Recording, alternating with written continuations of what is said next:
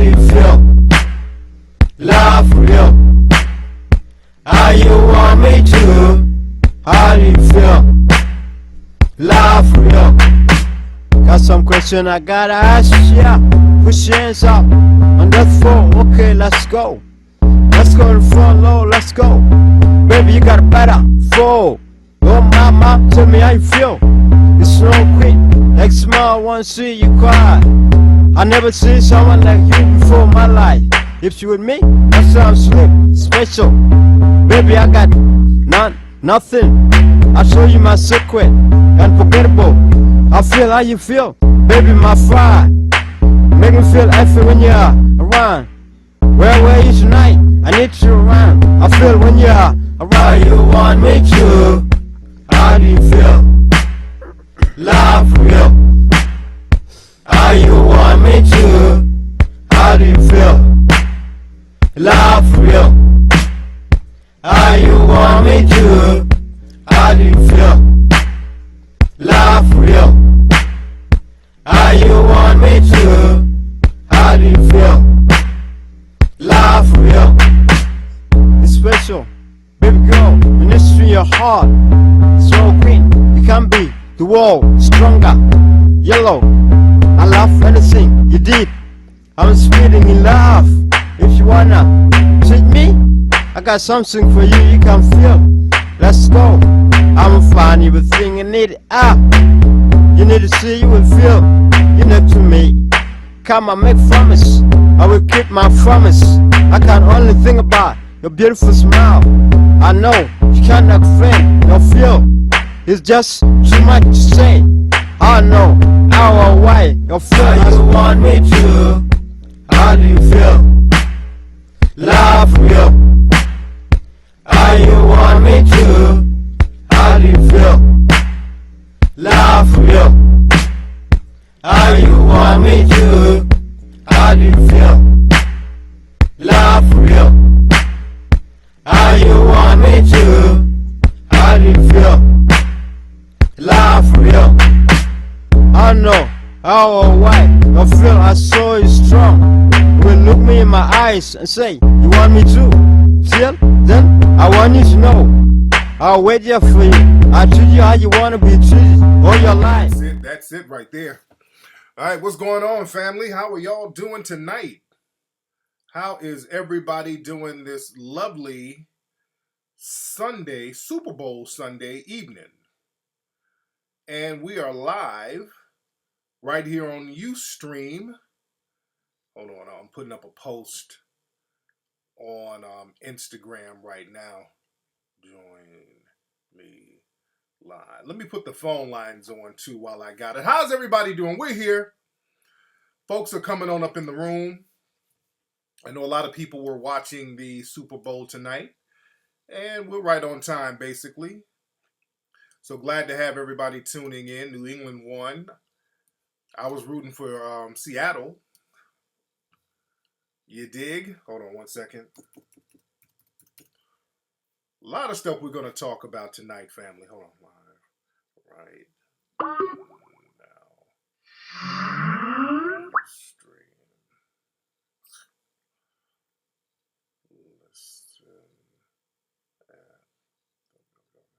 Hold on.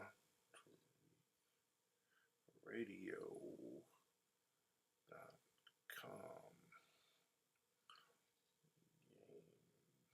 All right. Just had to put that Instagram up there popping. All right, man. How's everybody doing, man? So we're here. And again, people are coming on up in the room. I know a lot of folks out and about watching the game right now and everything. How's everybody doing in the room? Let's see who we got. Phone line's already lit up. What's up? Who's calling? Hey, Tariq, how you doing, man? I'm good, man. Who is this? This G-Code from Georgia.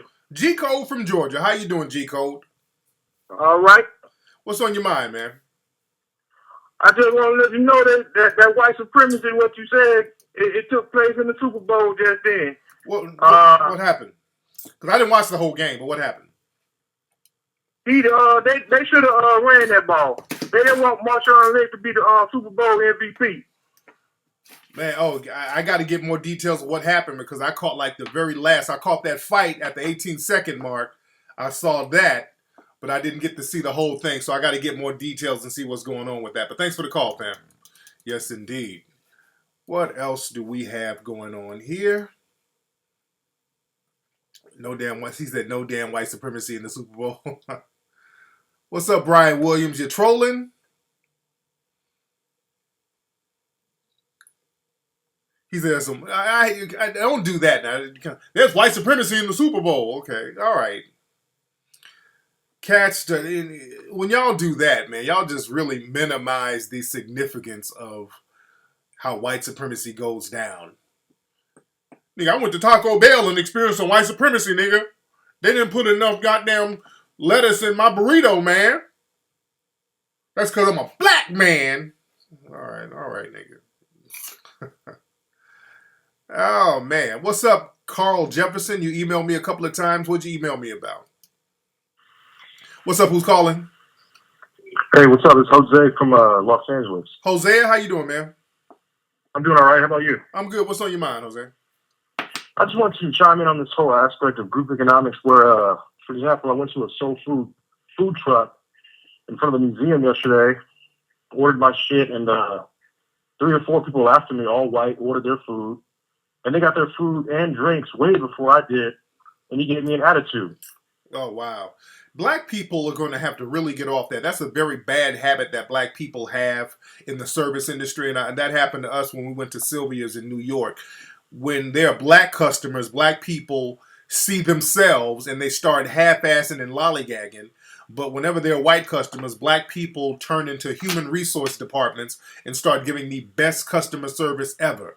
So we're going to have to get off that self-hating, self-depreciating habit of devaluing other black people. That's a very negative thing that we have. And that's one of the reasons why I put so money into the Hidden Colors series. Because the reason why movies like Hidden Colors were not made before the Hidden Colors series is simply because black people of means simply don't value black people enough to invest a lot of money in talking about black history. That's the only reason. And they're scared to get fired on. Yeah, they are. But it's really, they don't value blackness enough. So they're not going to invest money or time or energy into blackness because they're like, okay, they're just black. I'm not going to benefit from it one way or another. It's that plantation mentality that we're going to have to get off of and start being thorough with each other. It's that simple, man. But thanks for the call, fam. Yeah, man, we got to get off that self-hating coon nonsense, man. We want to give half-ass service to each other. That's not the business. And by the way, before I get started, let's shout out and let's send our prayers and our energy to Bobby Christina, Bobby Brown's daughter. She's in the hospital. I don't know if it was a suicide attempt, but the young lady was, you probably know by now, she was found unconscious or unresponsive in a bathtub, basically mimicking her mother's death almost. And, they rushed her to the hospital, and the last I heard is that she's in a medically induced coma. So I hope the young lady pulls through, man. I know it's a very difficult thing to lose your mother, and I don't know the relationship she has with her dad. I can't really speak on that. But God bless that sister, man. I hope she pulls through. I hate to see any melanoid brother and sister suffering for any reason. Yeah, you dig? And I know this young lady is hurting because of her mother's gone. So that's a very difficult thing to deal with. And, the mainstream, i.e. white supremacist media, kind of says little slick stuff about little Bobby Christina. So that's not cool. So hopefully that young lady pulls through. And that's a sad thing. And hopefully, shout out to the OG Bone. And rest in peace to the young man who was killed out here at that promo shoot for the new NWA movie. For those who've heard about that. Hold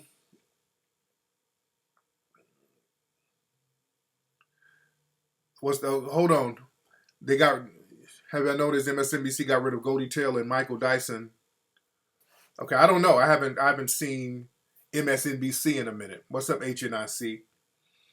But yeah, with Suge, Suge Knight went up to the this promo shoot that Dr. Dre and Cube and Game were doing, and he got into an altercation, from what I understand, with Bone, the OG Bone, the very well-respected Blood out here in LA, and they got into a scuffle, and a person got killed. Suge was alleged to have run over somebody and kill him, and the person was supposed to be Suge's friend. So Suge is arrested, and he's they got a $2 million bail on him, and I think Suge is getting out.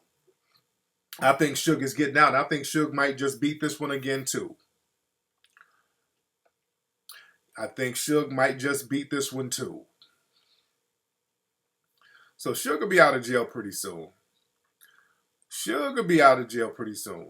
Those charges, there's a reason why certain charges don't stick on Suge. Oh yeah, Suge is gonna get out. Yeah, he's gonna get out. You just watch. Am I tired? What's up, Alpha Female? A little bit. I've been running around all day. I'm good. I look tired. I look more tired than I really am. Oh yeah, but Suge is getting out. Don't even trip. Yeah. Suge is getting out. Suge will be out by Wednesday. Suge will be out of jail by Wednesday. And please. My next lecture is going to be in London. I will be in London on March 15th. I mean, the game is going to be real heavy.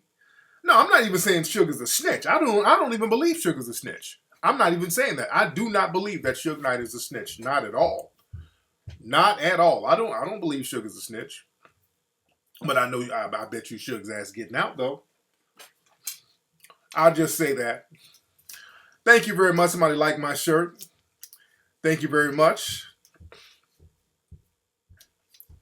But yeah, we're going to drop some good game tonight. Tonight we're going to drop some heavy game. And also, I am going shortly, so y'all let the word be known, I'm going to show a teaser trailer, a first look teaser trailer for Hidden Colors 4, the forthcoming movie. We are in pre-production for Hidden Colors 4. We are in pre-production for Hidden Colors 4. And I'm going to show a teaser trailer. You people right now listening, you're going to be the first to see the first look teaser trailer for Hidden Colors 4. All right? And we're going to play that shortly. All right, well, let's see who we got on the phone. What's up? Who's calling? Hello? Hey, what's up? Who's calling? This is Jefferson. I've talked with you a couple of times. Where you calling from, Jefferson? I'm calling from California. All right. What part of Cali you in? It's the Bay Area. There you go. What's on your mind, Jefferson? So yeah, I'm about to start a nonprofit organization called African American Business Boot Camp. Okay. And I want to ask you a few ideas. I already wrote up a business plan already. And I emailed you, but I guess you was probably busy. Okay, I get a lot of emails. So what was your email about? So basically what I want to do is, it's called African American Business Boot Camp. What I want to do is I want to have young African American men and women start their own businesses. Something like what you got going, but pretty much it's going to be like a YouTube type school, or it's going to be something where, I go to like a lot of the African American communities and I help them start their own business, where I help them incorporate their businesses. I help them with the tax identification number. I help them with open up a business checking and savings account, and so on and so forth. Okay. So pretty much I owned my own business since I was 18 years old. I started my first computer repair company. I built it up. I built the business credit. I did everything from business banking to advertising and marketing. Okay, so when are you going to launch this? When are you going to launch it? So basically, I want to launch a nonprofit organization in the middle of this year. And what I want to do is, when I launch it, I want to get in contact with as many African American businesses as possible and accept donations and use that money towards my accessories and everything I need to Okay, advertise my okay. So now, if you want to do that, you're going to have to let people know your track record. You're going to have to show people what you have done in the past so they can trust you. Because I see a lot of this happening. A lot of cats will start like a GoFundMe page, or they'll say, I want to start a nonprofit and they want donations or whatever, but they don't have no kind of track record so that people can trust them. And they don't really raise no money. And that's the problem. They're like, Tariq, how can I raise some money for this? Well, don't nobody know you, man. You could be just another crispy nigga out here scamming and scheming people for money and then go trick it off on white women when you get the money. So don't nobody know you. So we got to know your background. We got to know a little bit more about you and what you've done in the past so that people can trust that you can do something in the future. So build your weight up and let people know what you're about and show people what you've done. Put in some work so that people can trust you to invest in the work that you're already putting in. You feel me? Okay. All right, thanks for the call, brother. Thanks for that. That's it. I'm not going to waste too much time now. That's another thing. Y'all brothers got to get to the point. A lot of long-winded brothers out here. I'm like, bam, to the point. Bam, to the point. Let's get to the point. Uh-oh. Somebody said they lost the feed. Oh, I'm still here. I'm still here, baby. I am still here. Making it do what it do. Y'all didn't lose the feed, did you? Hold on, let me log in. Because I already see I'm going to have to start clipping niggas about this chat room. Hold on one second. I'm going to have to start clipping cats. All right, what's up? Who's calling? Hey, what's up, Tariq? This is Najee. How you doing? Najee, how you doing, man? I'm good. I'm cool in the game. Where you calling from, I'm brother? good. I'm calling from Jersey. I need some advice. Go ahead, bro. I mean, my tolerance level for like nigga shit and coon shit. Excuse me if I'm cursing. No, you keeping it 100. Yeah, so, but anyway, I'm dealing with my family. Yeah. Right? So, the first thing with my family, they're like that old school Christian Southern kind of thinking.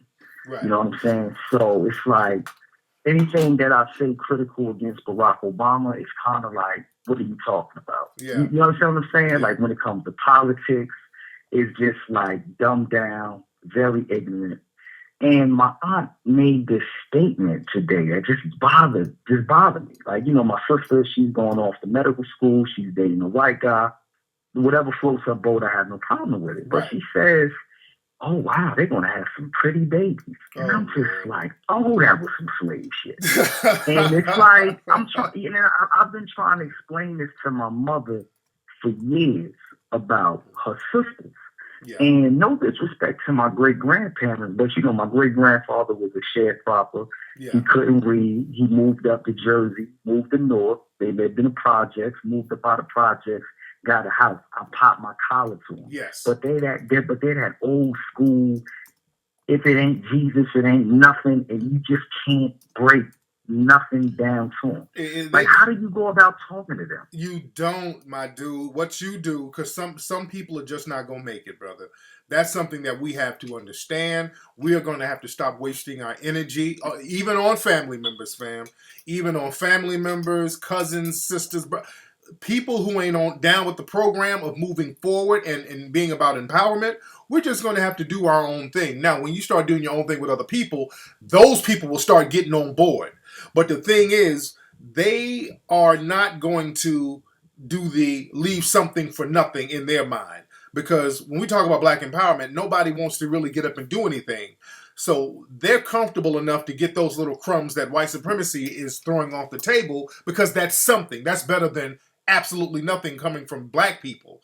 So we got to just start building, and you'll be surprised when things start getting built, other people will start getting on board. And that's that's what you need to focus on. When people start talking that slave shit, pretty baby, all that slave stuff, man, those are people okay, I can't really bring my vision to them. Don't even tell them what you're going to do because they will kill your dreams. They will be the first to even sabotage it. So don't even tell them nothing. Get around some progressive people who think like you, who are going to move up in the game. I was talking to my daughter today. My daughter's on the track team, and my daughter, she's doing her first track meet. next week, and she's very nervous because she's never done sports before. And she's like, "Dad, all these other people on the track team, they're so much better than me, and I'm intimidated. I'm scared." And I said, "Sweetheart, that's what you want. You want to be around people who are better than you, so that's how you're gonna learn. That's how you're gonna better yourself. Being around other people who are on your level or less than your level." You're not going to learn nothing. All y'all going to do is sit around and confuse each other. So you do want to be around people who are thorough so that you can step your game up and you can also learn from these thorough people. And then that elevates other thorough people and that will attract other thorough people. So don't be intimidated to get out there among people that you can learn from. Get away from that slave shit, brother. That's a dream killer. I will, because Tariq, it's to the point where it's like, I'm the pariah. Like, I'm the one that's far out free.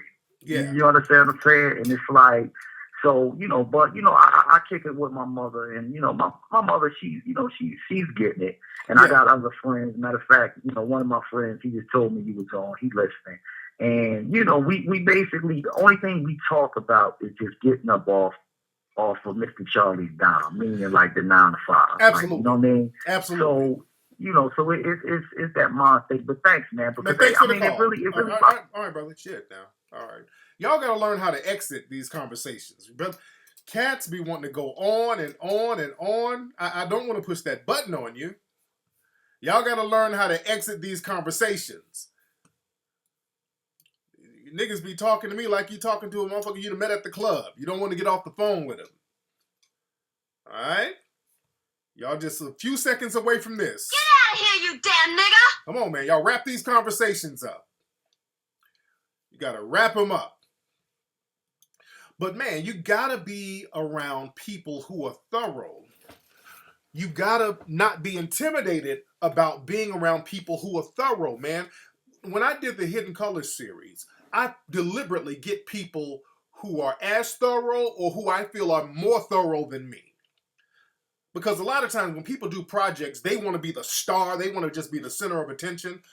I want people that I learn from. That's why I get the best of the best. That's why Hidden Colors is so damn thorough, because I get the best of the best. If you ain't more thorough than me, I ain't rocking with you. You got to be that thorough. I want to sit back and let you shine, because I'm thorough.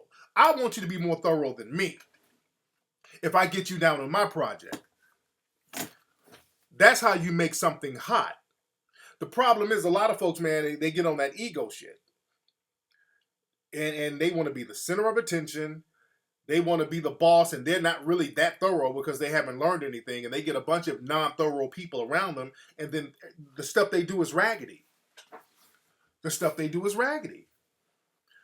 So we got to start being thorough and leave these dream killing ass slaves away from us. What's up? Who's calling?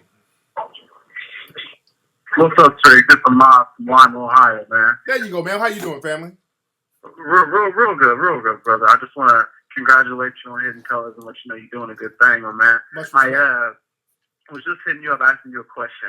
How would you address brothers that go after and seek out white women like there's some type of trophy versus, a black woman? Dude, that brother, there was a brother called my last show talking about that. And there was a sister, so-called, I think she was a black feminist, I don't know what she was, but she had that Negro bedwench mentality. And right. We're seeing a lot of that right now. A lot of black people putting black men and women, by the way, with this whole putting white people on a pedestal. Why won't they date me? How can I get them to like me? That type of slave stuff. Also, what we're seeing, and I'm going to do a whole show. I'm doing a special episode of the Tariq Elite Show this Wednesday talking about this. I'm going to talk about how interracial dating is almost used as a weapon with black people. You notice we see a lot of promoting of interracial relationships in movies and the whole nine. Right. Black people get fooled by that. Black people think, okay, well, we've arrived. Racism is over because everybody wants to have sex with us now. That's a con game. Black people are falling for the okie doke once again. We got to understand when the white supremacists, when they're promoting something, always understand later on it's going to turn around and bite us all the way in the ass. And this promotion of all of these interracial relationships, and again, ain't nothing wrong with an interracial relationship if you understand the game. But black folks don't understand the game. The white supremacists understand the game because they're orchestrating the game. And I'm doing a whole show about that Wednesday, so y'all do not want to miss it. So stay tuned for that, man. All right, thanks for the call, brother. Y'all do not want to miss Wednesday's show. I'm breaking all of that down. All that bullshit-ass movie with Kevin Costner that came out. And let me say this. I love Steve Harvey. I love Steve Harvey. I'm a big fan of Steve Harvey. But Steve, did y'all see that interview that Kevin Costner did on Steve Harvey's show?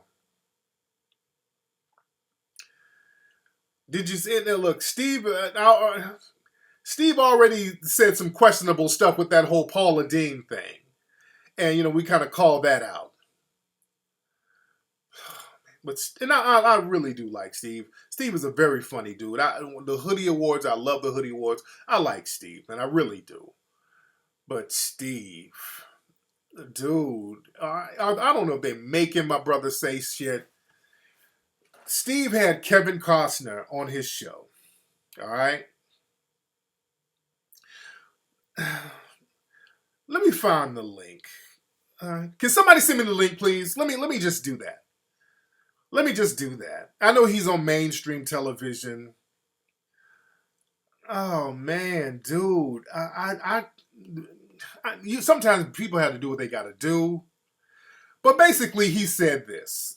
If somebody give me the link, I can play the interview. It's a real short interview. But he said Kevin Costner was there. And let me say, in this movie I heard is horrible, by the way. This new black or white Kevin Costner movie, that white savior bullshit. I'm going to talk about that so much on Wednesday. No, because I like Steve has done a lot of good. So I don't want to throw that brother on the coon train like that. But in the Kevin Costner movie, there's a scene where the white character calls somebody a nigger.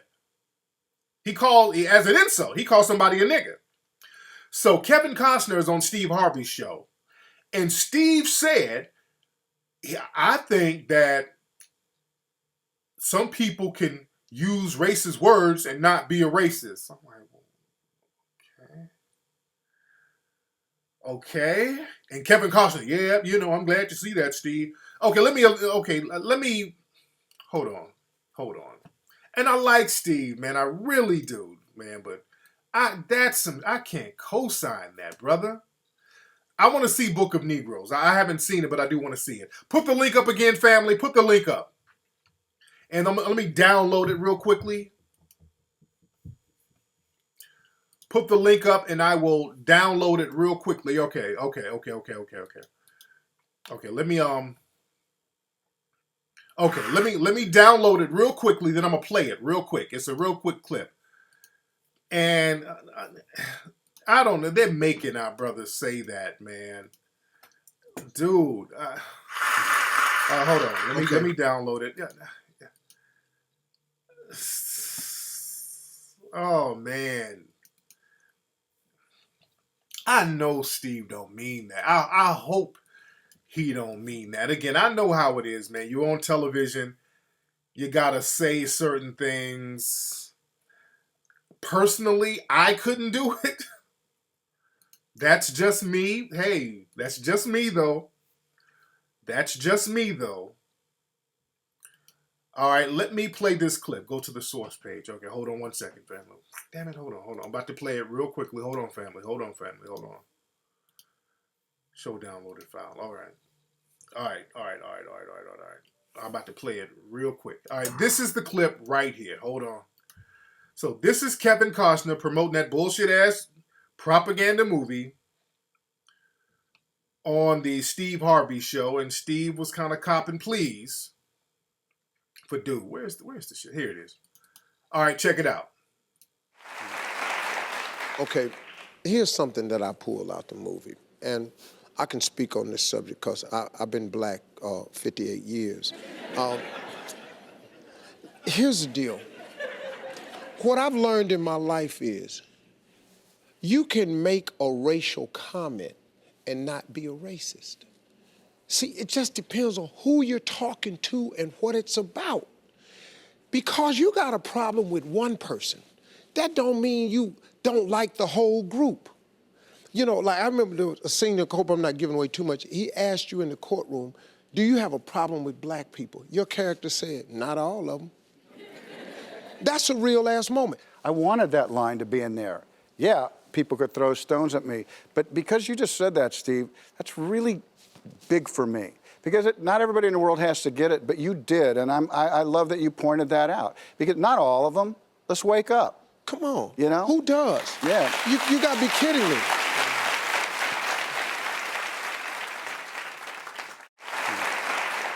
Okay, here's something that All right, man. All right, man. Okay.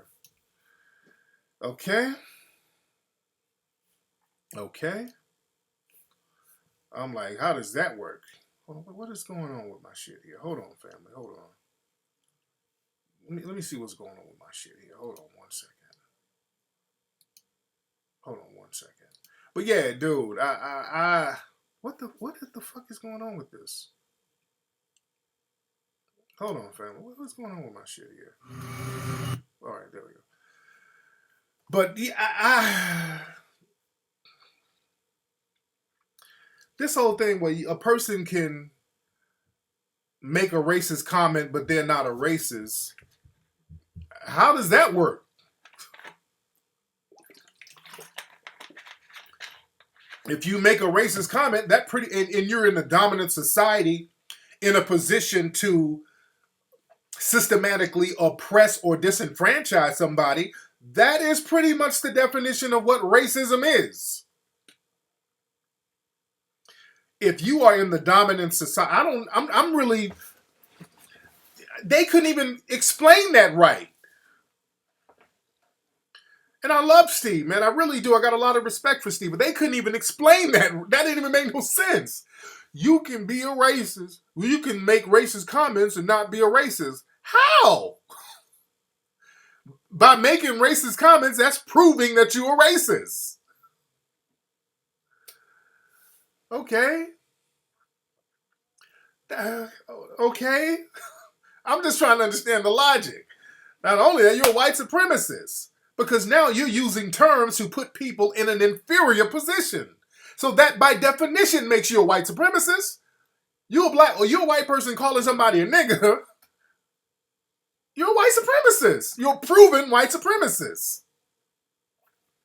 You are a proven white supremacist. Because now you've called a person a name that implies their inferiority, which makes you, in your mind, in your world, superior. That makes you a white supremacist.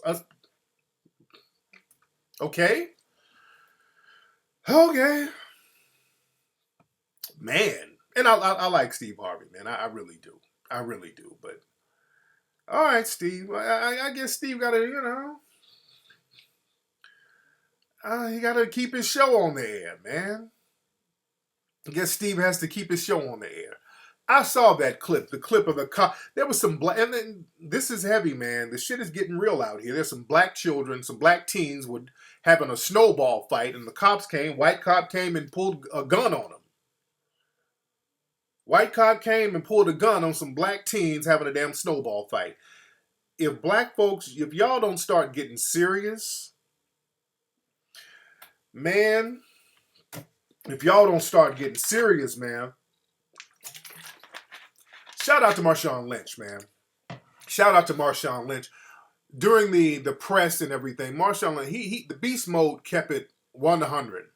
That's why they didn't like him. He wasn't playing that subservient, humble, step and fetch it nigga role. He was real gangster with his shit, and that rubbed them the wrong way. Whenever black people stand up for themselves, especially athletes, yeah, he pissed off a lot of the white supremacists. And he got gangster, like, okay, I'm only here so I won't get fined. That's my answer for everybody. I'm only here so I won't get fined. And they got pissed off, and then the league fined him for his hat. So they were looking for shit to kind of put you in your place. That's that whole plantation shit, where they look for reasons to put you in your place.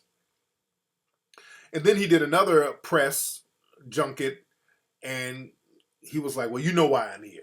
He just kept saying that over and over. And the white supremacist reporters, you notice how they kept trying to egg him on. I talked about that before, how the white supremacists will try to egg on a response from you and generate a negative response to use that against you. They were like, so Marshawn, why are you being such a jerk? They were talking mad shit, and he kept it pimping. You know why I'm here. You know why I'm here. You gonna keep being a jerk to us? You know why I'm here. I loved it. I'm gonna sit here. I'm here so I don't get fined. And they use these terms, ungrateful. He's so ungrateful. Listen to those terms. As if they're giving him charity for his skills as a football player. You dig? It's that whole, you're from the ghetto. You should be grateful we're giving you money. That's that pimp hoe shit. And black folks fall for that, where they make you think you got to be grateful, but you got to be up there humble with your hat in hand. Well, Lord, thank you so much for letting me play. Thank the league. I loves my coach. What about black on black crime? They want you to get up there riding that coon train. And Marshawn, he understands the game. He's like, look, this is my talent that's making this shit hot. Which is the truth. My talent, and that's the attitude he has. Where are my brothers and sisters who are athletes? Because I got a lot of listeners who are athletes. Oh, I'm not going to even go to Stephen A. Smith is just going to, I won't even talk about him. We've already put him on the coon train. Marshawn Lynch should be fined. Okay, Stephen. I don't take shit Stephen A. Smith says serious no more. His coon train, he got a lifelong coon train pass. I'm just done with him, Barkley, all those dudes. They are coon train conductors at this point. Everything they say is going to be coonish. So I don't even take what they say seriously. But my brothers and sisters who are athletes, don't let these people try to make you seem like you should be grateful. It's your talent that's bringing in that money. Understand that. It is your talent that's putting asses in seats, getting all that sponsorship. Your talent, and they should respect your talent.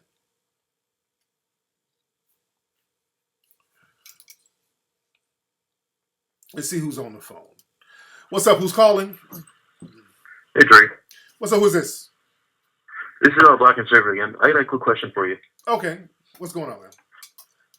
I was wondering, what do you think about repatriating to an African country compared to staying here and trying to build something over here? Because if you repatriate, you're just repatriating to a place that's been conquered by the white supremacists. Where in Africa are you going to repatriate to that's controlled solely by Africans? Oh, Zimbabwe. Zimbabwe is not totally controlled. They're trying to get on their feet right now. They just started measures to remove the imperialists, so they're not on their feet yet. So Africa is not fully contained, or there's no African country that has not been dominated by the white supremacists. Also, speaking of Zimbabwe, the white supremacists, what they do, they can shut Zimbabwe down at any moment right now. They can just say, well, look, okay, we'll back up out of Zimbabwe. By the way, watch out for Boko Haram, an organization that the white supremacists have funded.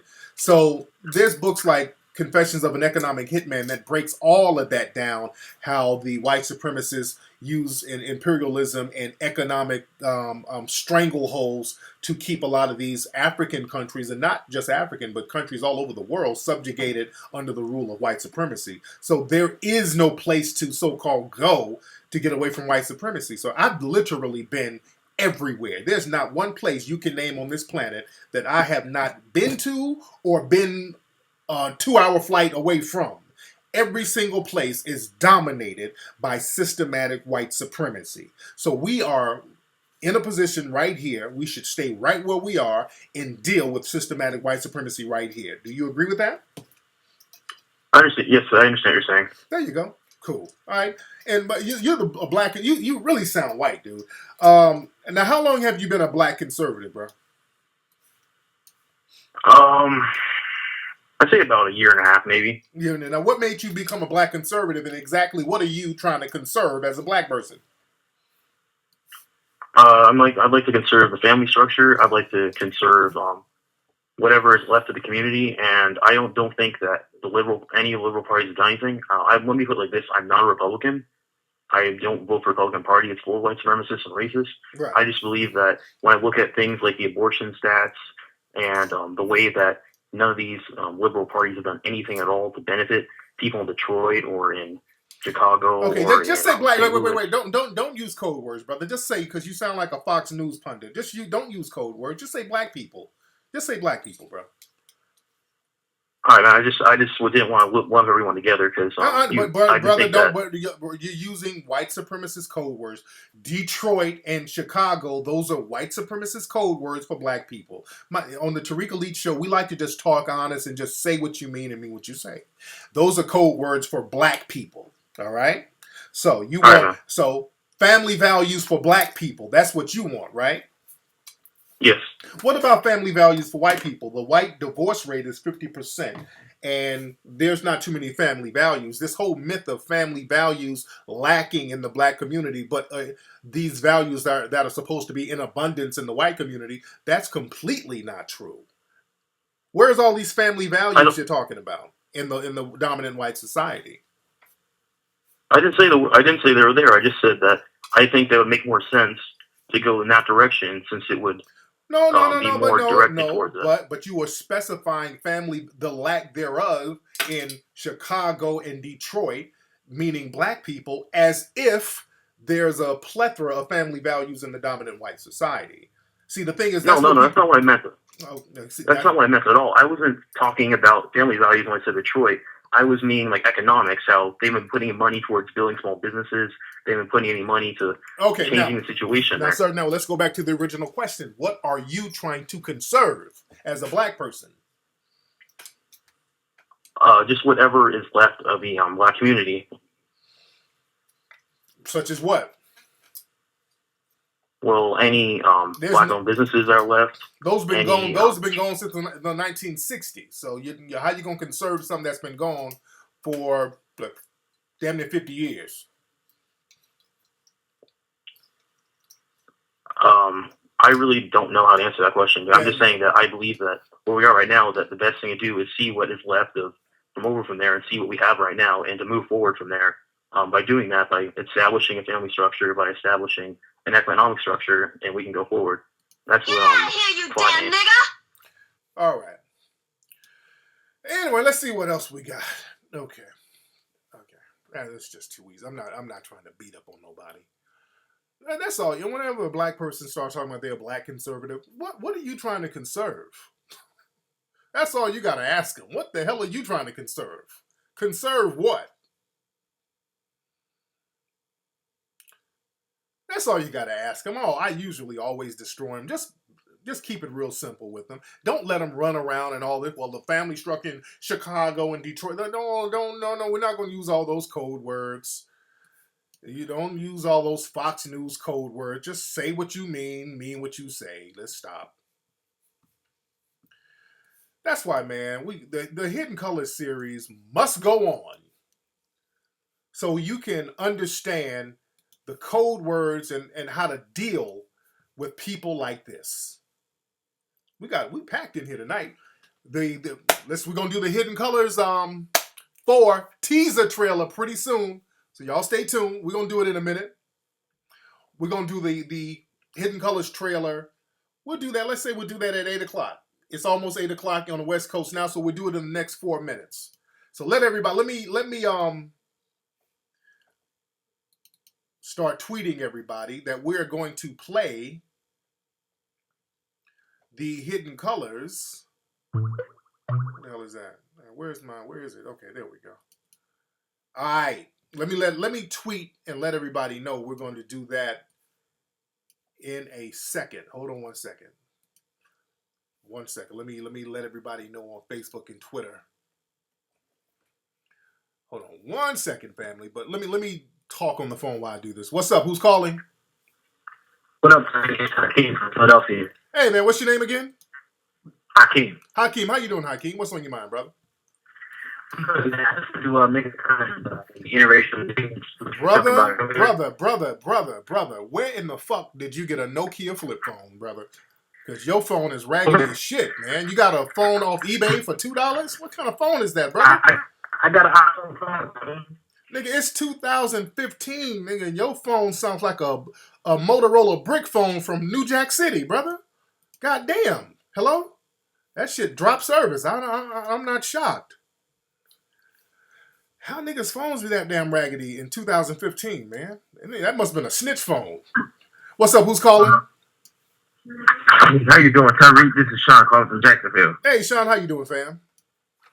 Hey, first of all, I'm a great admirer of you and been following you for the last 2 years. I just have 2 quick questions because I know you don't play and I ain't trying to get cut off. Yes, sir. Yes, sir.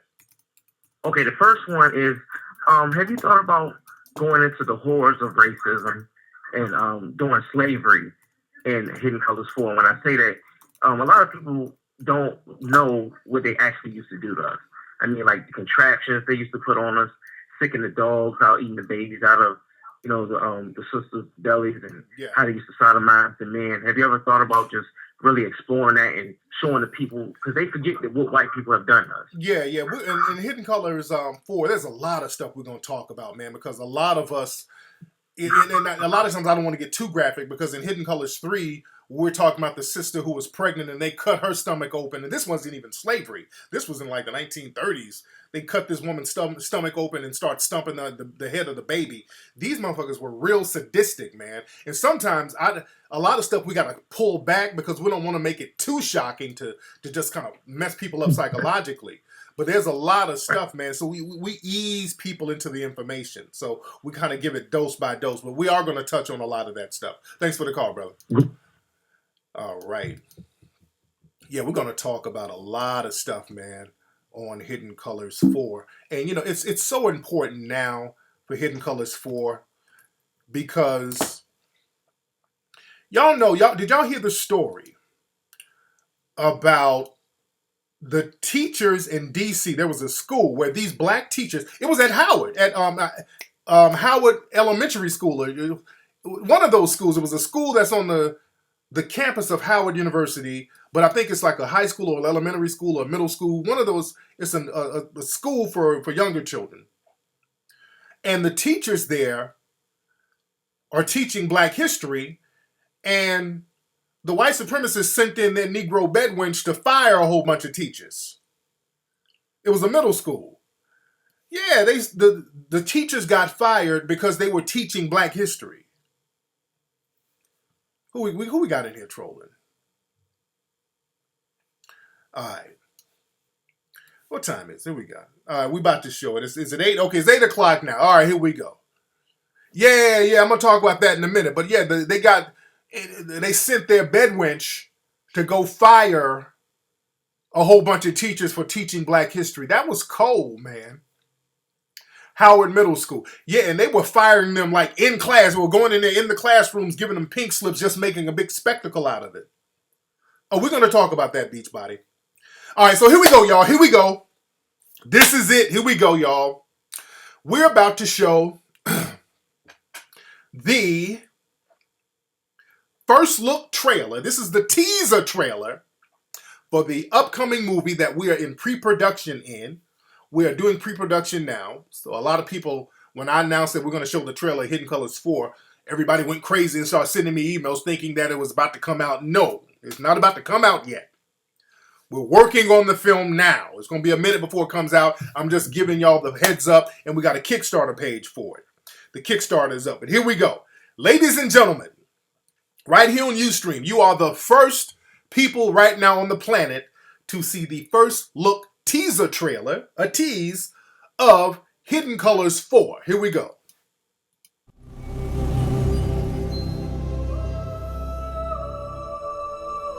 The Word of God says that the law is righteous. It is the holy declaration of the righteousness of God. Is there anything wrong with the law? No.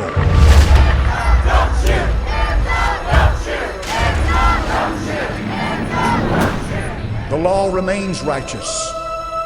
Never has been anything wrong with it, never will be.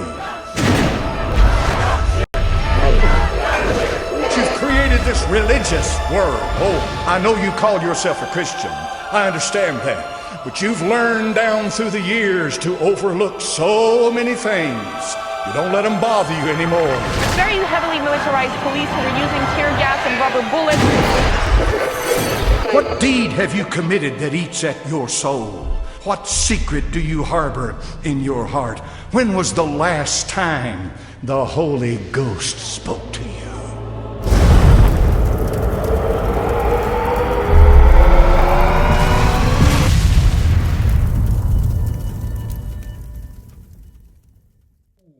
Cold. Whoop, my bad. Yes, indeed. Yes, indeed. That's the teaser trailer. We going hard in the damn paint, baby. We are going hard in the damn paint with Hidden Colors 4. Man, when I say we going hard in the damn paint with Hidden Colors 4, nigga, that shit gives me chills. Nigga, we going all the way there. Man, we're going there so hard. That's the Kickstarter link right there. Ladies and gentlemen, this is the Kickstarter link right here for Hidden Colors 4. People want to see it one more time. Do we need to do it one more time? Do we need to do it one more time? That we going in hard. Let me play it one more time. Encore. Here we go. One more time. One more time. Here we go.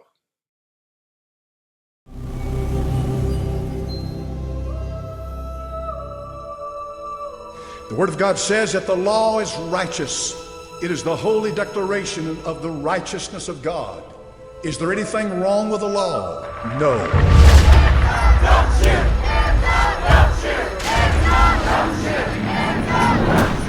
The law remains righteous. Never has been anything wrong with it, never will be. You've created this religious world. Oh, I know you call yourself a Christian. I understand that. But you've learned down through the years to overlook so many things. You don't let them bother you anymore. Very heavily militarized police that are using tear gas and rubber bullets. What deed have you committed that eats at your soul? What secret do you harbor in your heart? When was the last time the Holy Ghost spoke to you?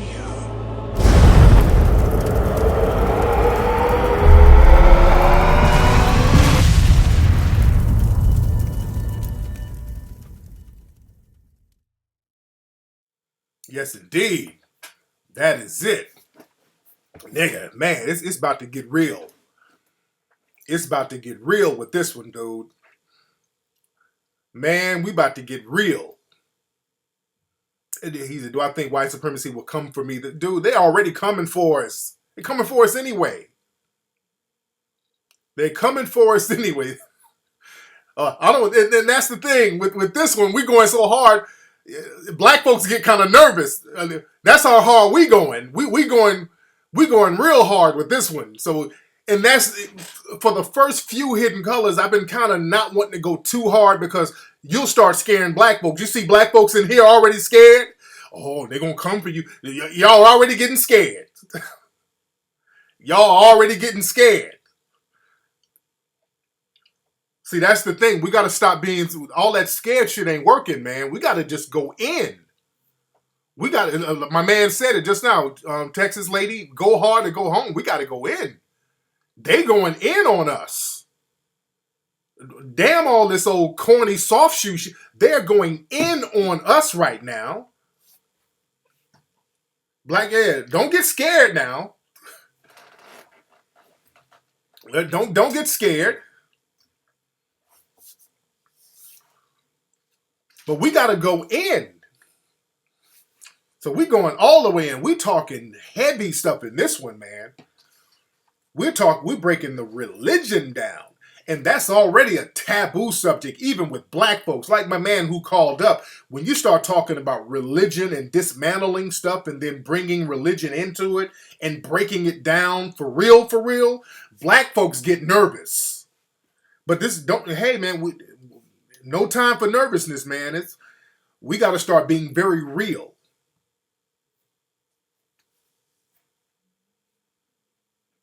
Let's not get scared. Let's be prepared. You dig? That's why we all got to get on the same page. We got to get that code. And we're breaking down the religion of white supremacy. It's heavy, man. And the movie's going to be so heavy, the stuff we're talking about.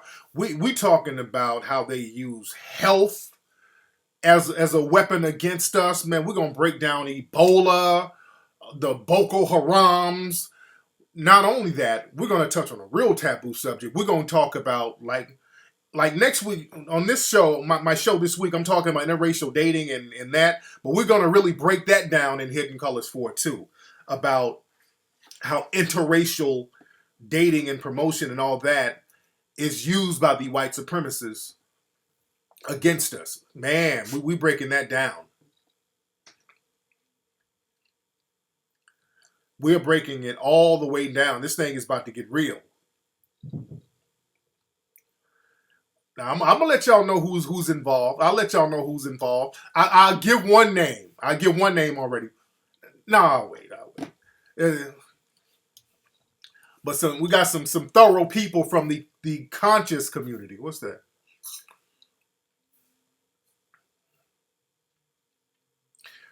So this is the Kickstarter. We need to, and the Kickstarter, the minimum we're trying to get is 60,000. We got 50.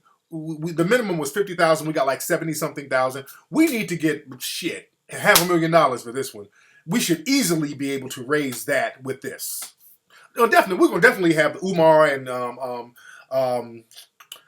Phil Valentine, Cabo. We're gonna have the same crew, but we got some more people that we're bringing in.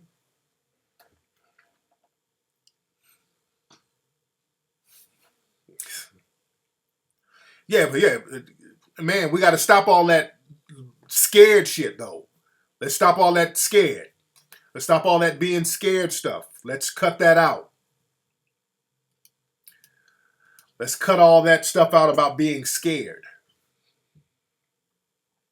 Yeah, we should get at least $500,000 for this on Kickstarter because, man, this stuff, man, the Hidden Colors series is being taught in schools and universities worldwide.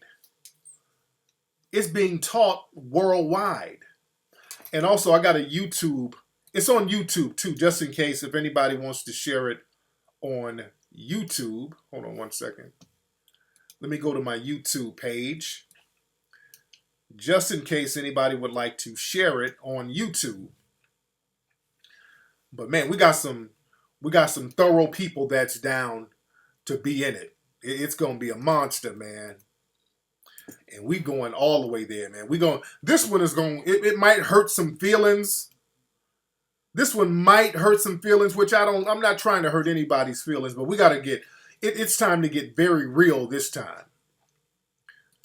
Because too much stuff is happening to us out here. So it's time to get really real.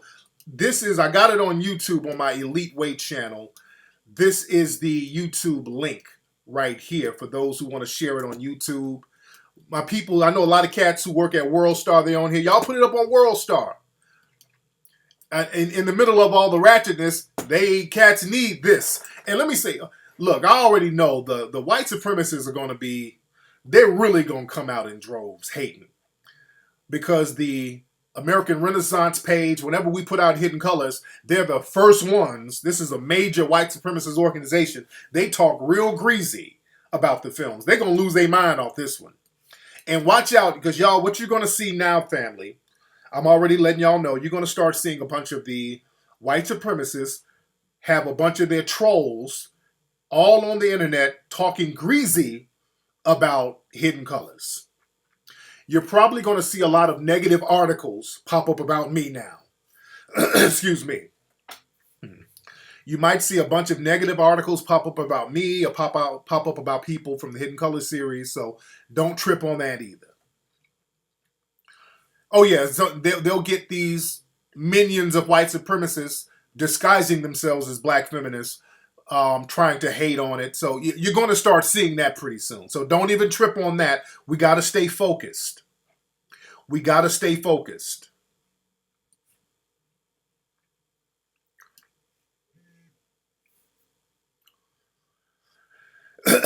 Yes, indeed. But yeah, things about to get real. And one major thing we're going to take care of in Hidden Colors, this whole shit that they keep trying to promote, the white Egyptian thing that they're trying to promote, we killing that bullshit in Hidden Colors 4. Did y'all see, somebody please email me at kflex4life@yahoo.com. There's a photograph, somebody photographed a book, a school book of some children depicting Egyptians. And they have like the pharaohs are white, the queens are white, and the servants are black. And they're black children. Some of y'all know what I'm talking about. I should have saved it. Okay, Travis. Okay, you don't have to keep putting your YouTube page up, brother. Thank you, brother. We got it, Travis. What is that page? There's a photograph it went viral of a school book. Somebody took a picture of a school book that had the pharaohs of Egypt as depicted, had white children depicted as pharaohs and servants, as black children were the servants. And we keep seeing these Exodus movies and all this stuff coming out. GD, send that to me again, sir. Could you send that to me again? Can you email me that so I can show the family in the room? Okay, yeah. Put the link up here. Put the link in here and I can hopefully copy it. And again, I notice right now, the white supremacists, they keep trying to hit us with this whole white Egyptian. They keep hitting us over the head with that bullshit. Okay, it didn't let me get the link here. This link didn't work. So we're gonna dead that whole thing once and for all with Hidden Colors 4. We purposely avoided talking about the whole color of the ancient Egyptians because that's an old subject that's been debunked so many times by Dr. Ben, John Henry Clark, Sheikh Anta Diop. They've debunked that 40, 50 years ago. But since it's resurfacing now, since it's going to resurface, we're going to have to let this generation know not to fall for the okie doke. We're going to let this generation know not to fall for the okie doke. So we're going to dead that whole conversation. We got a brother that's confirmed for Hidden Colors 4. I'll say this, brother. We got a brother named Azra Kwesi. How many of y'all familiar with brother Azra? Azra is already down. We're interviewing him next week. We got Azra Kwesi. How many of y'all know that brother? Azra Kwesi is the truth. This brother, when it comes to ancient Egyptian history, this is the brother. Oh, it's the real deal. Kwesi is the truth. Some of y'all know about, who know about Kwesi? Oh, it's about to get real damn serious, brother. Oh, it's about to get real serious. Oh, that whole thing is going to be so dead. That whole white Egyptian shit, that's going to be dead. We got Azra Kwesi takes trips to Egypt on a regular basis. That's what he does. He does Egyptian tours. So that whole thing is just going to be dead once and for all. Prospect, you got to be trolling. Prospect, I hope you trolling. What's up, Ola? Everybody say what's up to Ola. Okay, this is the picture I'm talking about. Let me show y'all this picture. This is cold right here, man. This is why we got to keep on with the Hidden Colors film. Look at this slick shit that they put in a school book. This is a school book that they put this in. Look at this. This is a school book now.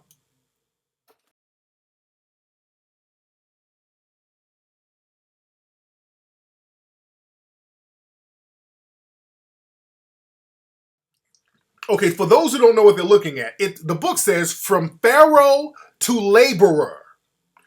That book said from Pharaoh to laborer. They had the white boy and the white girl as the Pharaoh and the queen, and had the laborers, two little black boys. Let me show y'all this sick shit again.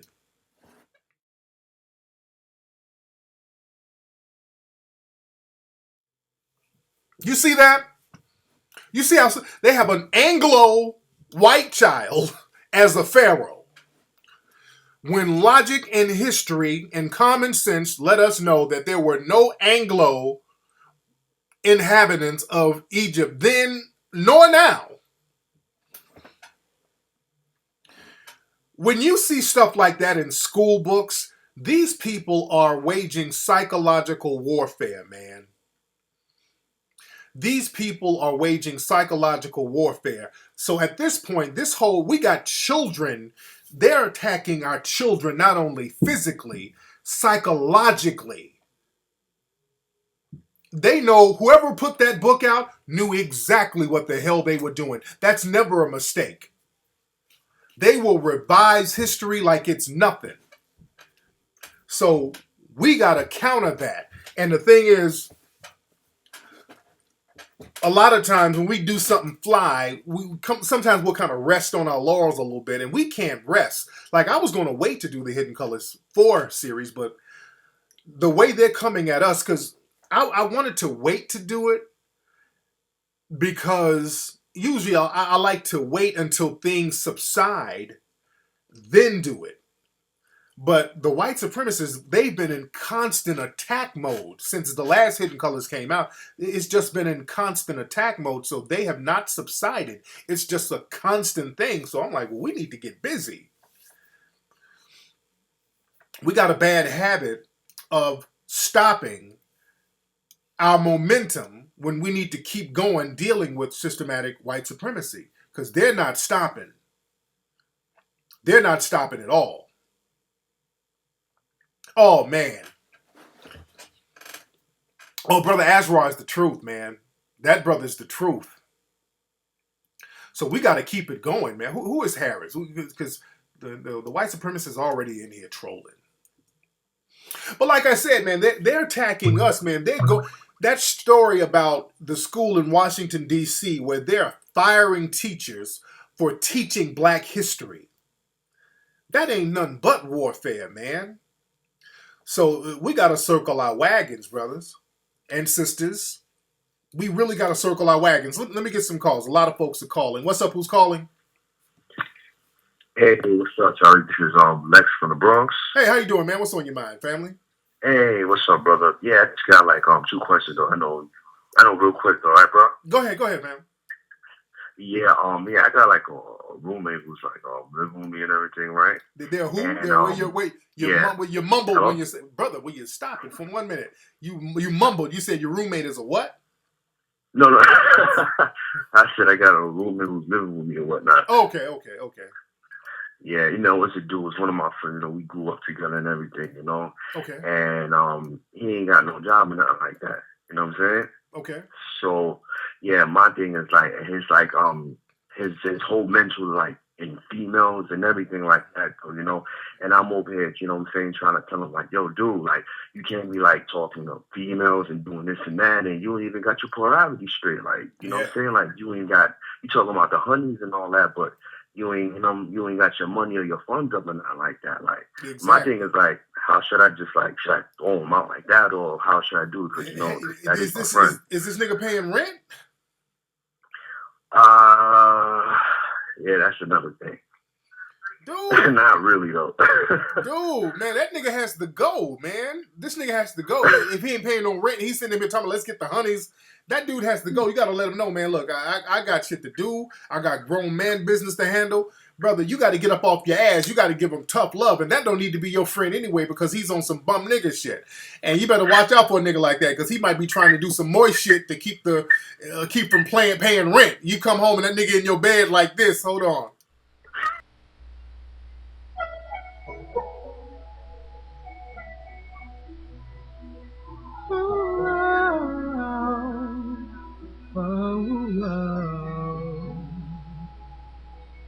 hear me, baby. Every night in my dreams, I see you, I feel you. That is how. Yeah, so get that nigga up out the house, man. Dude sitting up here ain't paying no rent. Talking about let's get the honeys. Nigga, honey your ass up out of here. Stop playing. Yes, indeed. Like, we doing good on Kickstarter right now, family. We're almost at 10,000 already. Let's keep that momentum going. Everybody, this is the Kickstarter link again, family. Everybody, could you please put the Kickstarter link on your page and tweet it right now, family? Say his roommate is delivered. He said, I'm delivered. But everybody, on your Facebook page and your Kickstarter page, put this link up, please, for the Kickstarter page on Twitter and Facebook, because we're gonna start Black History Month off right. Yeah, we're gonna start Black History Month off right. This is the link again. I'm gonna throw it on my Instagram too. I will definitely throw it on my Instagram. Much respect, the archivists. Much respect. Yeah, the dude was sinking the Titanic. But man, black folks, it's time for us to get serious about empowering ourselves. That's why I love doing the Hidden Color series, because we're not sitting up here buck dancing, begging those in the dominant society. What we're doing for ourselves, which is what we're supposed to be doing. I want all the Instagram partiers, all the people who's balling out on Instagram, drop a little something, contribute. Let's ball out on this. You dig? But you notice whenever black folks, and we did a story on Melanoid Nation about this, you know, all of these Ferguson protesters and some of these Black Lives Matters people, I got a report from some cats who went to this protest in London, that some people here, some Ferguson people, were flown out there to do a lecture about, or to do a seminar about what's going on here. And basically, my dude was telling me that all they were over there doing was talking about lesbian and gay issues, and they were talking about Palestine. They were talking about everything except police brutality and white supremacy. They were telling me they were over there, the so-called Ferguson people, the Dream Defense, whoever these people are, who are funded by the white supremacists, by the way. They were over there talking about everything except white supremacy. And I noticed that a lot. A lot of these people get up here talking about, well, we also got to talk about gay and lesbian issues. And my thing is this, fam. We got to stop going for that okie doke, because you got white supremacists in the gay and lesbian community. There's a white female cop that we did a story on, who shook down this old elderly black man who was a veteran. And who is this? Okay, let me ban this motherfucker. In Seattle, I think, there was a black man who was a veteran walking down the street with a cane, using a golf club as a cane. This racist police officer, who's confirmed to be a white supremacist because her lover outed her as a racist, she wrongfully arrested this innocent elderly black man.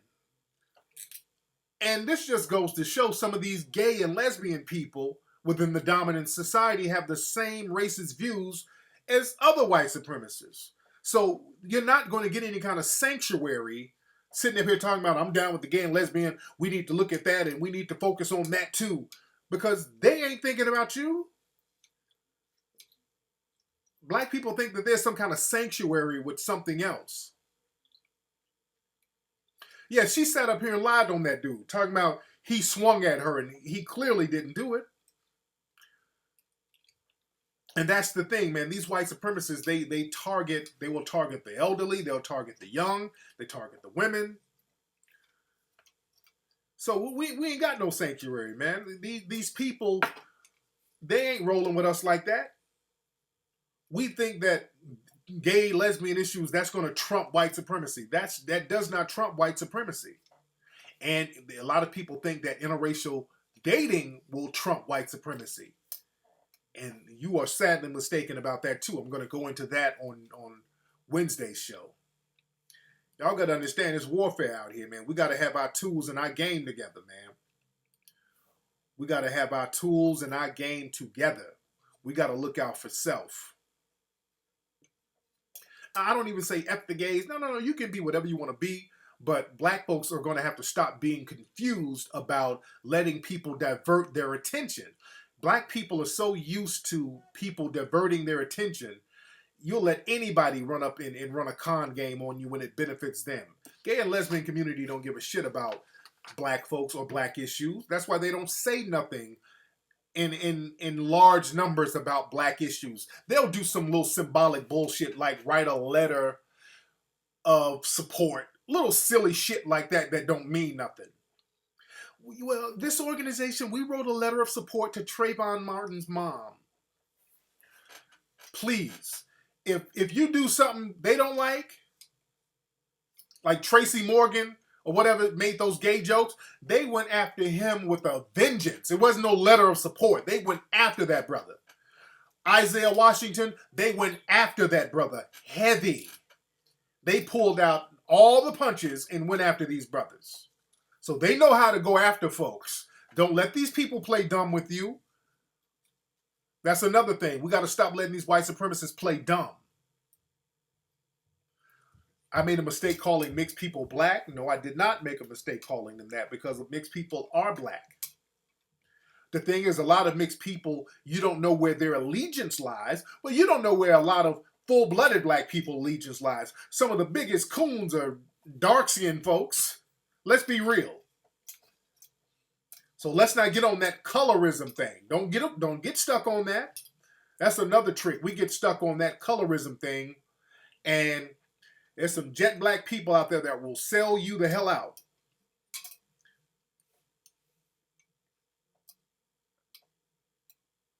So let's not get on that thing.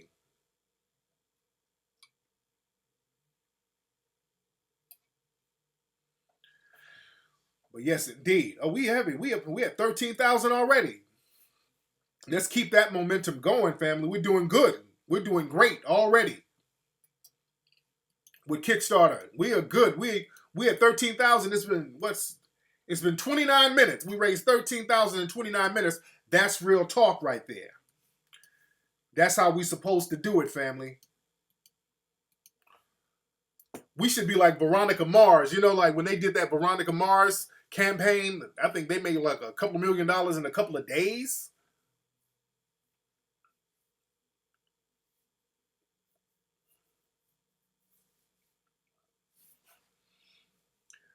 You dig? So we got to keep the momentum going. Much respect, E-Jack. Much respect, family. Don't you hate when people say blacks need to get over it? Oh, that means ignore white supremacy. That's all that means. When they say blacks need to get over it, that means just ignore white supremacy. That's what that means. That's what that means. Ignore white supremacy. And that's the last thing you do because they don't get over nothing. The white supremacists don't get over nothing.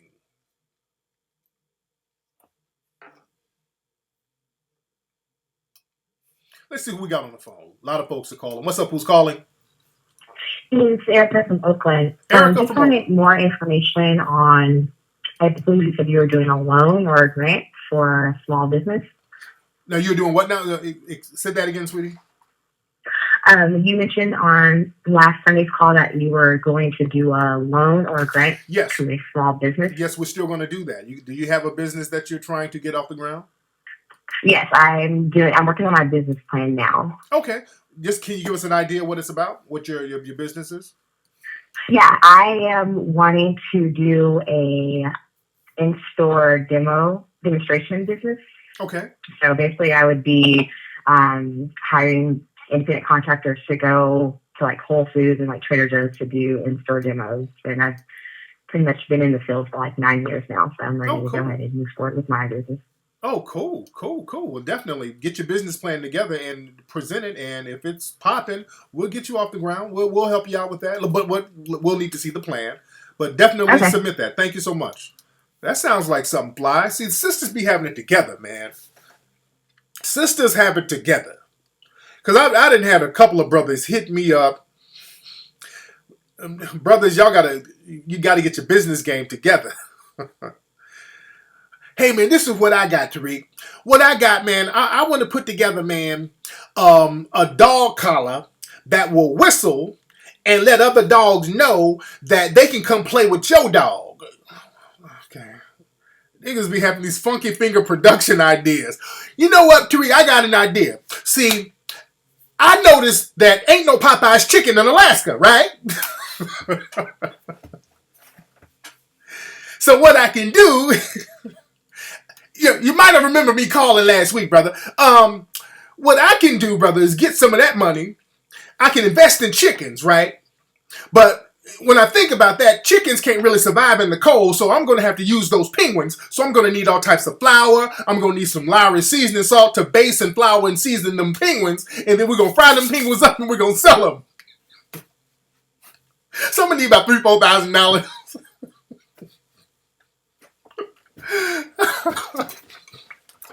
Oh, y'all forgot about the Antarctica dude from last week. How could you forget about the Antarctica dude? Man, it was Renum spoons, basically. Oh, man. But yeah, that sister sounded like she had a good idea. We'll hook her up. The sister sounded like she had a great idea. Yes, indeed. Yes, indeed. But man, this one, we're going so hard, man. We're going so hard in the paint. We're really going to get into the health thing because that's another. In the first few Hidden Colors, we didn't talk about health, and we're going to talk about health as it relates to our melanin. Oh man, we're going to talk real heavy. Oh, it's going to be real heavy. Oh yeah, dude was high when he called. What's up? Who's calling? Hello? Hello? Hello? What's up, man? We're going so hard, man. We're going so hard to paint. Right here, man. Bruh. This confusion. This nigga.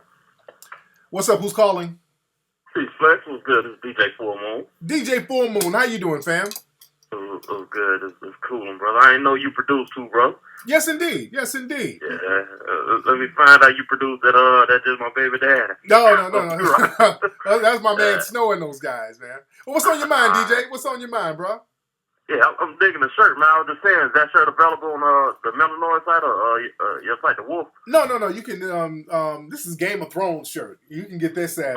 Yeah. You can get that anyway. I was just rocking it, man. But you can still get the Melanoid Nation shirts and all that at TariqElite.com. You dig? All right. All right, man. Thank cool. you for the call. I ain't really want none. I was just here to make sure I don't get fired. Oh, there you go. All right, brother. All right, peace, DJ. Yes, indeed. Yes, indeed. But yeah, man, we got to get real busy with it, man. And again, black folks, you got to understand how white supremacy works, because when you understand how it works, you can predict certain behaviors before they happen. So you can kind of see the game being played out and learn how to sidestep it. Y'all remember in 2013, I was right here on this show and also the Tariq Elite show, telling y'all about Justin Bieber and Miley Cyrus. You can go on YouTube and look at the show. My man, the Maybach, he put it up. I was talking about slumming, how some of these white artists will get out here and black it up. Y'all remember that? And I mean, just verbatim, the shit happened. I said these white artists like Justin Bieber, they get out here and acting ratchet and blacking it up, yo, all that nigga shit, and getting in trouble, so to speak, getting rid of that kid image, using black people to help get rid of their childlike image, using black people to make them look like bad boys and rebels, once they get that bad boy rebel image, they flip the script and go back to being white goody two-shoes and apologize for being around all the niggas. I said, this is what Miley is going to do, and this is what Justin is going to do. I said this in 2013. Damn if Justin Bieber didn't bring his ass out on Ellen like clockwork, doing exactly what I said he was going to do. Motherfucker done permed his hair and flipped it, had on the Brady Bunch sweater, talking while all the yo hood shit went right out the window. I wasn't that person I was pretending to be. I'm not shocked. Bravo. Like clockwork. Oh, was he looking white or what? Oh, that hair was feathered. Purell. Where you going, Lexi? What, TJ with you? No. Okay. Oh man, he came out. Basically saying, I'm sorry for being around all those niggas. I'm so sorry for being around all those niggas. I won't be like that again. They play that whole shit. They run the same game on us, dude. The white supremacists don't have to change their game up. They keep doing what works because it works. I said the same thing with Marky Mark. Marky Mark did the same thing. Yo, feel the vibration. Me and the Funky Bunch. Where the fuck is the Funky Bunch? We haven't heard shit from the Funky Bunch in 20-something years.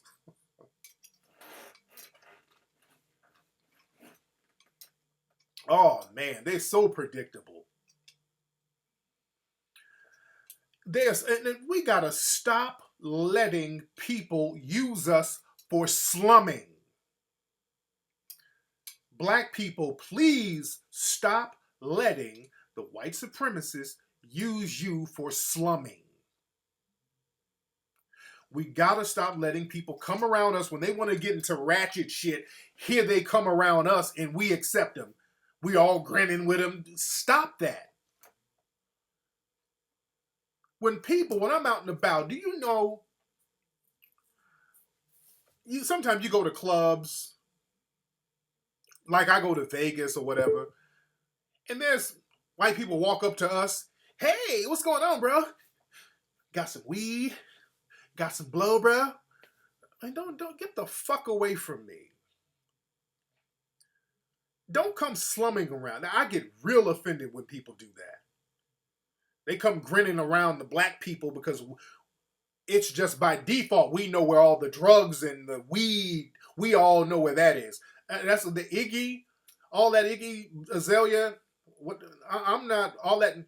My thing, and T.I., again, he's going to have to take an L with that because that chick is offensive. All that, I'm Australian, but I'm rapping like a Negro. I have a Negro accent. I sound like somebody from Atlanta. That's very patronizing. That's very patronizing. I don't like it. Do Katy Perry. I like Katy Perry because she's white. She just sticks to white. She came out and did her little white performance, that little half-ass performance, and I can respect it. I can respect it. Do your little half-ass performance, and I love it. Bring Missy out. There you go. Missy on the halftime show at the Super Bowl. She brought Missy out. Have somebody black it up for you. That's cool. But then you coming out, who that, all that nigga shit, and then you talk with an Australian accent. Okay, now you patronizing. She's not being herself. It's real tacky. And I'm glad Jill Scott, shout out to Jill Scott, they called that out because Jill Scott and them, they were doing an interview. It was Jill Scott and Eve and some other people. And they were doing an interview talking about that. And Jill was like, I ain't cool with that. And Eve was being very politically correct. I wonder why, Eve. And I love Eve. Eve is one of my favorite rappers. But Eve, boy, when she got that white husband, whoa. All right. Again, I ain't knocking your dating, your marriage choices, but I'm gonna talk about this on Wednesday's show. Boy, Eve, her whole swag switched up, didn't she? Didn't it? Eve's swag switched up. Eve got her ass out there and talked about her dude tamed her. I'm like, Eve, why in the hell would you say that? Why would you say that, Eve? Oh, Eve was real politically correct. She didn't want to say something bad about a white person and you have to go home to a white person. Oh, you didn't want to say nothing about white supremacy and have to go home to it. And I love Eve. Eve is a beautiful sister. Eve is a beautiful sister. But I hope Eve wakes up and understands the game. I love Jill Scott too.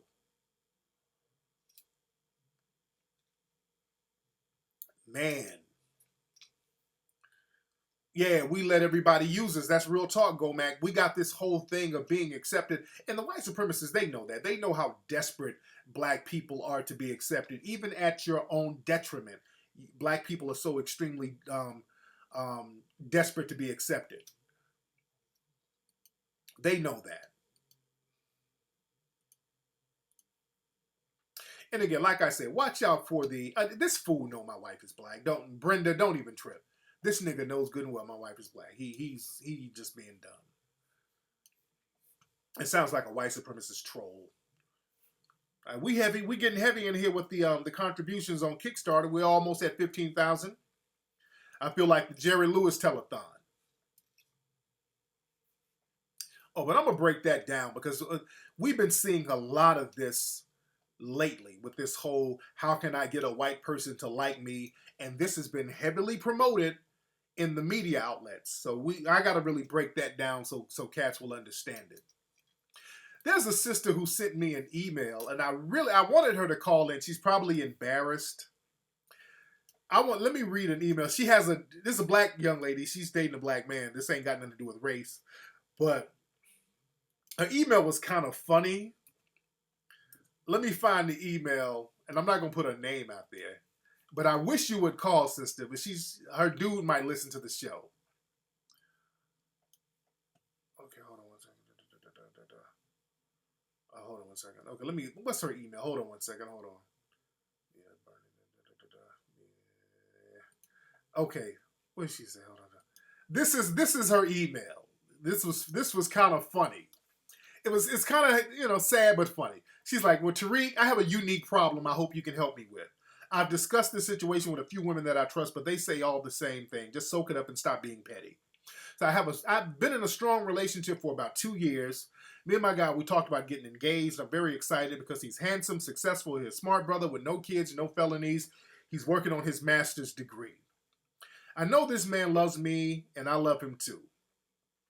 Life is good, but one thing I hate about him, or should I say it just makes me feel ashamed, or should I say I hate about being with him. When we make love, he turns into like this gangster type of person.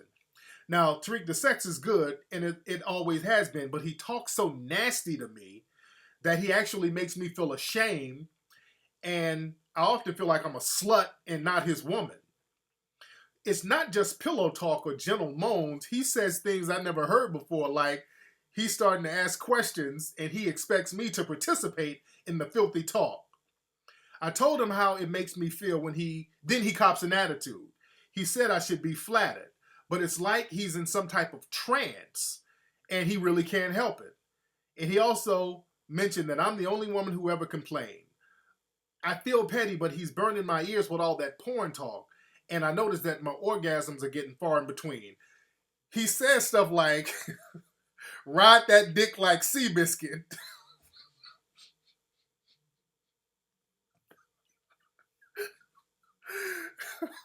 Suck my dick like it's your last meal. You know I love that fat, juicy pussy, so throw it on a nigga.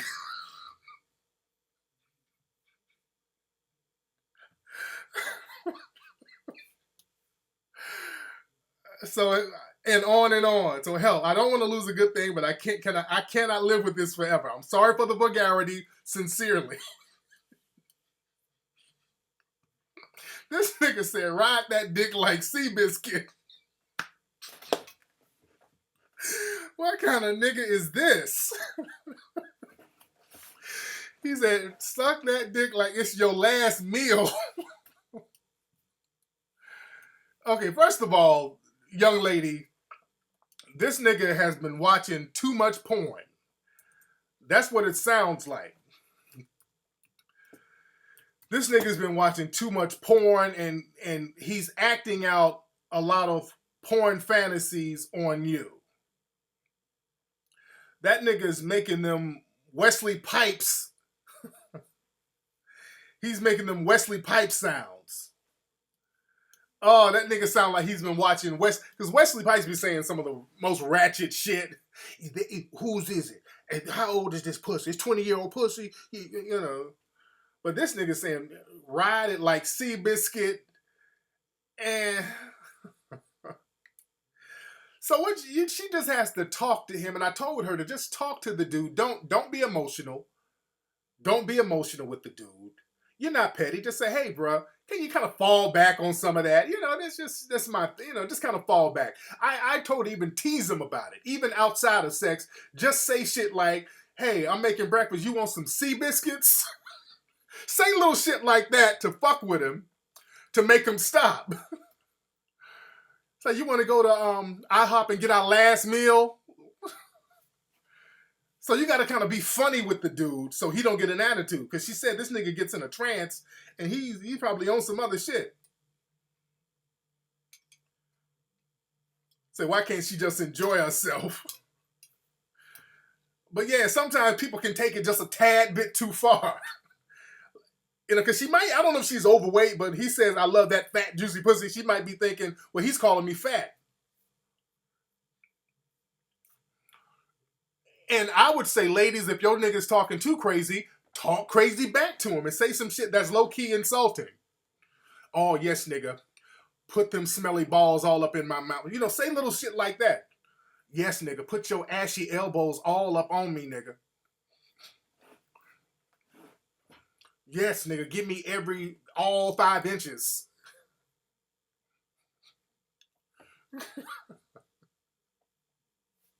Say crazy shit back to him. So that'll make him soft. That'll make that nigga chill out on that bullshit.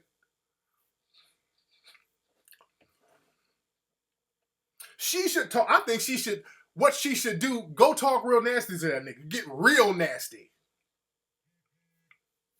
Get real nasty. Say, hey, nigga, let me pee on your afro or some shit like that.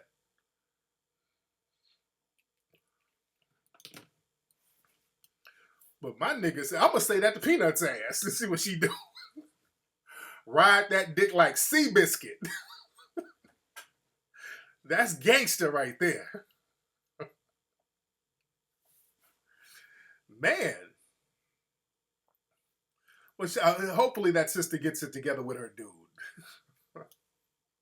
So, Canella said, fart on my clit.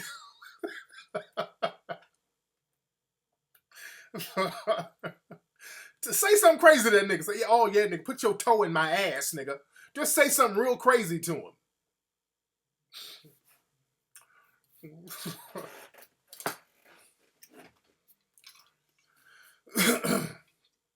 Man.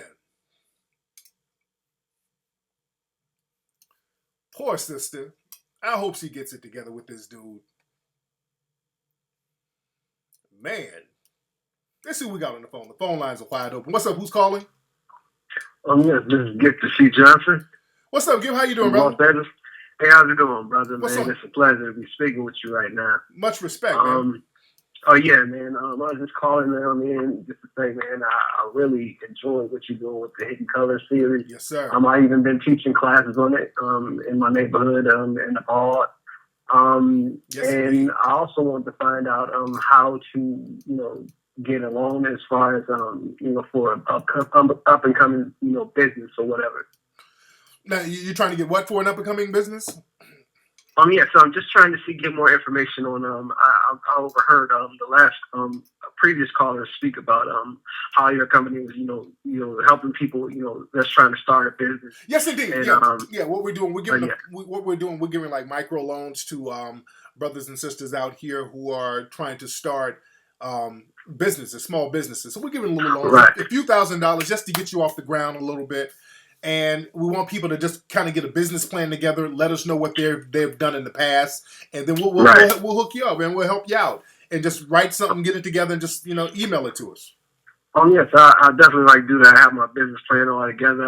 What it is I'm trying to start up is actually a clothing line, as well as a history bookstore. Oh, there you go. And it's crazy because it's like I've had this name it's called Elite Culture Group, ECG, okay. And then I've seen that it's almost similar to something that you had when I stumbled upon you. I seen that you used Elite too. Yes, but in the future I want to see if there was a way that we can coincide and create something and make business happen. Yes, indeed, man. We'll chop it up, man. Email me, man. We'll chop it up, man. Thanks for the call, fam.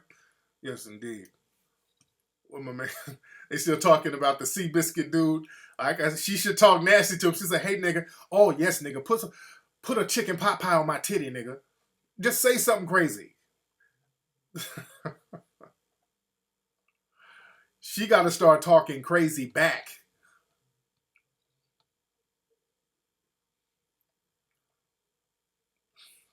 Yes, indeed. But again, here is the link again to the Kickstarter for Hidden Colors 4. Everybody, please put that up on your page. Let's see who we got on the phone. What's up? Who's calling? What's up, man? This is Diesel out of VA. What's up, Diesel? How you doing, man? Doing all right. How about yourself, Tariq? I'm good. What's on your mind? Yeah, man. I have this one cool idea for a business I'm thinking about. All right. I want to bring back the arcade. Okay. You think that's decent? Do you think people will go? Do you think people will go to it? What's up? Do you think people will go to the arcade because they got a lot of home video games already?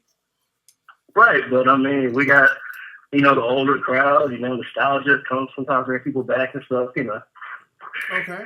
Well, that's something you got to think about because the thing is, the reason why a lot of arcades kind of went down is because of home entertainment. But the arcades that's popping now are the arcades where you can do physical games, like you can do the air hockey, you can do the basketball, stuff like that. So if you're thinking in those terms, that's something that you can. That's basically it. It's almost like a Chuck E. Cheese, but like more for my crowd, like the adult space. Yes, indeed. All right, well, holler at me about it, man. Let me know what you got planned, and we'll chop it up. Thanks for the call, brother. Yes, indeed. Man. Yes, indeed. Yes, indeed.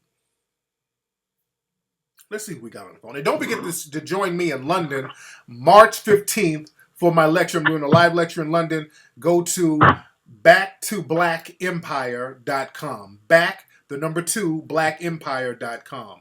What's up? Who's calling? Hello. Hey, what's up? Who's this? Hi, my name's Vanessa. Hey, calling Vanessa. From Where are you calling from? Toronto. Toronto. What's on your mind, Vanessa, in Toronto? Oh, hi. I've been chat room go by the name of Afro Babe, and I'm not trying to troll, and I respect what you do. Your name is Afro Babe? Yeah, and I'm the one that's basically posting something that. So I'm just going to get to the point now. Okay. I believe you said something that was very erroneous and detrimental to Black empowerment, and basically it ties into how can we, like you said, something along the lines of having a Black grandparent makes you Black. Okay. And I'd like to know how's that logically possible if you're 3/4 Caucasian or Asian and whatnot. You're not just a light-skinned person. You're literally more or less another race. And I'm not trying to say that. Okay. Being mixed means that, okay, that you're not part of the struggle, if you will, but that's not a Black person. Every other group doesn't embrace people that are half of them as them, or lets them represent them. And that's basically the point of what I'm trying to say. It's detrimental. And if we're going to have Black empowerment, we need to know what Black is. And it's not a colorism thing, because light-skinned Black people are not the same as biracial people. Okay, so are you biracial? No, I'm not. I'm black. Okay, but you say if a person has a black grandparent, they're not black, but yeah, they are. And the thing is, well, the thing is, you still have that black bloodline. You still have that black bloodline. You got black in your bloodline. And what about Kristoff, the white supremacist? He had black in his bloodline as well, and he looks nothing like you or me. Exactly, but the thing is, what makes a person a white supremacist is how they are socially accepted by other white supremacists. And if you have a black grandparent, most likely you're going to still have traces of the black phenotype. Very rarely, some black people do get to pass. But the thing is, you better not let nobody know you got a damn black grandparent. Because the white supremacists, because we live in a white supremacist structure, unfortunately, they set the rules and they enforce the rules. So, in a white supremacist society, you are classified as black if you have a black grandparent.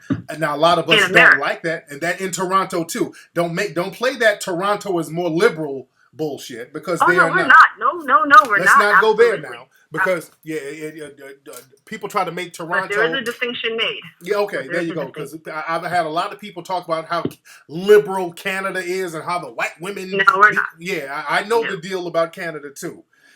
But in a white supremacist, and white supremacy is in Canada too. Let's keep it. Absolutely. Yes, indeed. In a white supremacist society, when they determine who's black, and if you got a black grandparent, you are not white. And that's what we really have to understand. When you are not white, all of this other shit, well, I'm biracial, I'm mixed, well, that person is mulatto, Creole, that's something that the white supremacists allow you to do to confuse yourself. The only thing that matters to them is that you are not white. All that other, I'm Dominican, Creole, don't mean shit in the white supremacist power structure, because you're not them, and they're going to dominate all of you. Do you understand that? That's why I say we're all the same, whether we like it or not. We can sit up here and bicker about your grandma being light and not dark, and I'm black and you ain't dark enough and you large. We can argue all day, but at the end of the day, when the lights go down and the street lights turn on, we're going to be dominated by the people who are classified as white. Did I say anything erroneous in that statement? So Soledad O'Brien's children, they look as white as ever. Are they going to go through the same things that you would go through as a black man? Because if you notice, I'm not noticing close to white people, men being shot down in the streets by police at the same frequency. I'm not saying it doesn't happen, but do you really think that Eric Garner, Tamir Rice, Trayvon Martin would be dead had they not been green-eyed and one shade away from being white with one black grandparent? I don't see that happen. Well, the thing is, and I'm going to talk about this real deep on my Sunday on my Wednesday show. Unfortunately, the darker people,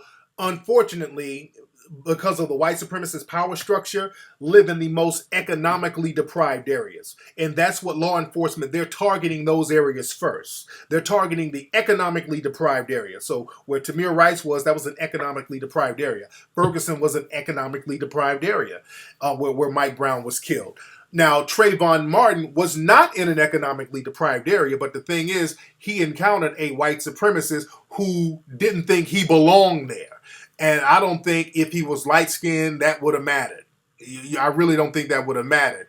That was not light-skinned, mostly white. Because light-skinned black people do exist, but there's a difference between being mostly white versus a light-skinned black person still has a black mother and father. Right. But how can I get with a man who's Japanese versus a man that looks like Wesley Snipes, and I'm still producing the same thing? But when you say mostly white, there are people who are brown who have a white parent. Barack Obama is more white because he has a white parent, but he's a brown-skinned black man. You understand that? So nobody knows what your parent... Rashida Jones looks like a white woman. Yeah, Jennifer Beals looks like a white woman, and they're both half black. Exactly. So phenotypes are very... There is no specific phenotype for people that are biracial. They vary. However, regardless of the phenotype, biracial is biracial. Some with blacks. In fact, you have dark-skinned people who are biracial. Let's just say I get with the Mexican. Right. A lot of them are dark, and my child will still be biracial versus a light-skinned black person who is black. In the system of white supremacy, biracial is a very recent term. When they started making the racial classifications, for example, like in the late 1800s, there were only 3 race classifications. There was only 3: black, white, mulatto. That was it. and all that biracial, they didn't give a shit about none of that stuff. And they still don't. And because if you're classified as non-white, you are looked at as the enemy. Now, some people will subjugate you more. Now, a person like Rashida Jones, she's not going to be targeted more as far as violence because it's an economic thing. Her economics, they're together. She's not in an economic position to be targeted like that, but they will target people like her in other ways. Because people like that, for example, people like her who are real light, you got to be in denial. That's the thing. In order to be halfway accepted by the dominant society. And when I say halfway, they don't fully accept you if they know you got that black phenotype. They don't fully accept her. Now, just like, for example, with her, with one of the Jones sisters, I don't know if it was Rashida or the Khadija, whatever their names are. I get their names mixed up. But the one who's the actress on the television show. The other day, she was on the red carpet, and a white reporter, a white commentator said to her, "Wow, your skin is so dark. You look like you've been tanning. Have you been tanning? You're so dark." And Rashida was like, "Well, I'm what'd she say? I'm ethnic." She didn't say she's ethnic. Yeah. Yes, she's ethnic. Yes. You dig? And she was kind of embarrassed to be put on the spot like that. So basically, you're saying if you're non-white, then you will be targeted by white supremacists. That is a fair argument. So based on what you're saying, Ben, that means there shouldn't be a concerted effort to gather black people only, because technically everybody else is non-white. I mean, if having black in you makes you black, why can't we include the Latinos or other people that are ambiguous? When do the Latinos include us in any of their empowerment sessions? They do not. So why but they still have black in them. I don't think we should at all. We shouldn't include anyone in our movement. But people that are racially ambiguous, and especially 3/4 Caucasian, I mean, come on, it doesn't make any sense. How can we enforce black economic empowerment, but with non-black families, I can have a white husband? Because you're losing me, sister. You're kind of losing me. I'm trying to. Okay, because you're all over the place. Let's get clear what you're saying now. Because what's your basic argument? Is what? My basic argument is that in every group, you need a white mother and a white father, white child. Asian mother, Asian father, Asian child. In our group, if we're going to minimize the confusion and really keep our focus black-centered and be represented properly, then we have to give people who have black mothers and black fathers the true definition of a black person. Now, I'm not saying you have to be 100% black, because I know you'll have to say, well, there's admixture from way back when. That's fine. But how can I get with a man who's Irish versus a man who's Nigerian and I'm producing the same thing? It doesn't make sense. Well, my thing is this. My thing is this, because, again, you're kind of all over the place. My thing is this. Whoever identifies themselves as black or melanoid or people who want to have a system of black empowerment, whether you're light, dark, or whatever, if you say, I'm a black person and I'm down for black empowerment, I'm a melanoid person, I'm down for melanoid empowerment, I'm rolling with you. That's it. If you're a person, because there are black people who are mixed, who do not identify with other black people. Those are people that we don't need to rock with. I'll be the first to say we do not need to rock with them whatsoever. Even though they're still black and they're not going to get accepted in the dominant white society. And what happens usually, they come back to us with their tails between their legs like, hey man, they so racist out there. Like, no, okay, just do you. But if people identify themselves as black and they want to empower themselves and us as a group, let's roll with them. That's my thing. Fair enough. Like, we can take your allegiance, but you see the infighting that comes with that. Do you not see the whole fiasco with we have biracial women being used to represent black women, like even within the media, like the whole Aaliyah debacle where they use this racially ambiguous girl who's half black to play this black woman. There was a big uproar. I mean, who gets to represent? But the girl looked, but nobody knew that the girl was half black though. You know what I'm saying? That's because she didn't look like. She looked like Aaliyah. The girl looked like Aaliyah. I mean, if you're going to be very honest, now you're being disingenuous. The girl looked like Aaliyah. They got somebody who looked like Aaliyah. Looked like Aaliyah? Who? Oh. So you mean, I'm talking about the first girl, not the second mixed girl. Okay. Because sister, you're all over the place. See, and that's another thing. If you're talking about empowerment, you can't get sidetracked on petty stuff about who they cast and stuff It's just like an example that. because there's a lot of infighting and confusion, and I just think if we're going to minimize it, we can't have people. Someone that has you can pledge allegiance to Black empowerment, but who gets to represent Blackness? You can't be 3/4 Irish and represent the image of a Black person versus someone that's too Black. But so are you saying that the person who's supposed to represent Blackness, they got to be the image? Okay, the image of who? Okay, who's going to represent the image of Black people? Who do you suggest? Hey, I said you can be light skinned, dark skinned, it doesn't matter, but Black mother and father, we should start there. But how can you have green eyes? Okay, now let's go there. Now Okay. let's say a person has a Black mother and father, and the white supremacists say, okay, we're going to put a Black person on television who has a Black mother and father to represent Black people. And you know what they're going to do? Come here, Larry Elder. Larry Elder has a Black mother and father. Should he represent Black people? Well, he's still Black. He's a coon, but he's still a Black man because they can still get a biracial person to coon. But Larry Elder has a Black mother and a Black father, and he's a pretty dark-skinned Black man. Should he represent Black people because he's Black? His views do not represent Black people, but he is a Black man. And what does him being a Black man do for us as a group? Well, look, at the end of the day, No. Answer that question, sister. No. Don't sidetrack that. Okay. What does him as a Black man who's a big fucking coon do for us as Black people just because he's Black? He ain't doing shit. Exactly, sisters. But he's still a Black man. That don't mean nothing. A motherfucker who's a Black and a coon don't mean nothing. That we got to get off that. Well, he's Black, so we got to kind of give him some type of allegiance.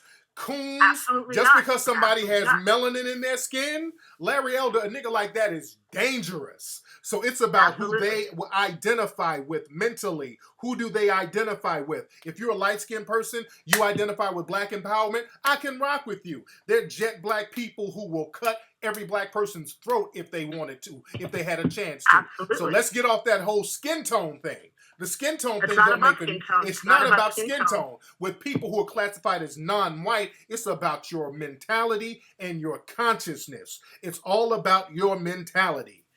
Let's get into people's mentality and their intentions and what they want to do to empower each other. That's what we have to look at. So let me ask one last question because you got to go on. Yes, ma'am. Go ahead.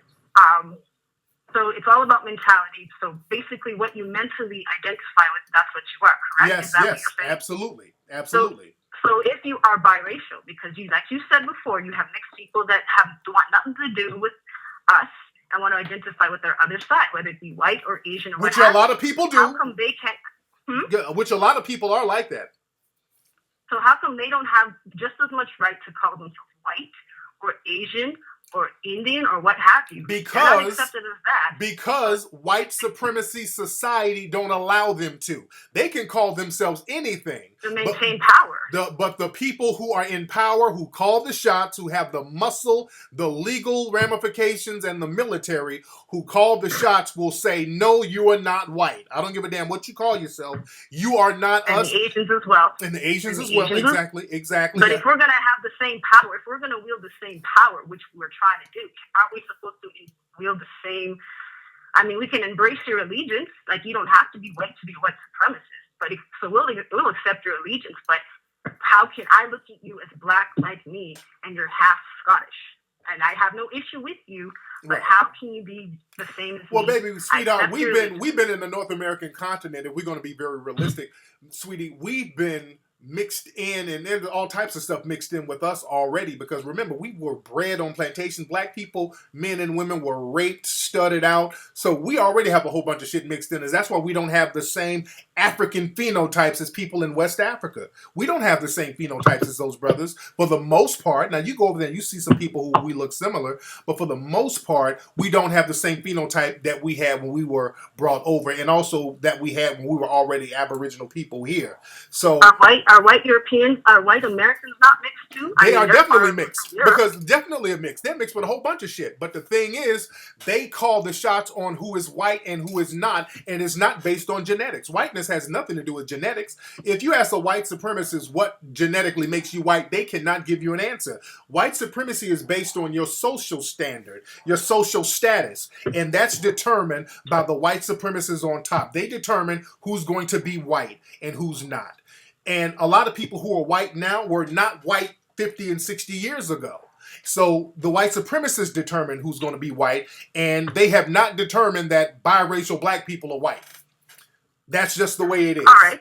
It's a social All construct. Right. They run what's going on in this society, and we can call ourselves whatever. Black people have been trying to name themselves all types of shit to get away from being subjugated by white supremacy, and that naming has not worked. That has not stopped us from being subjugated by white supremacy. You feel me?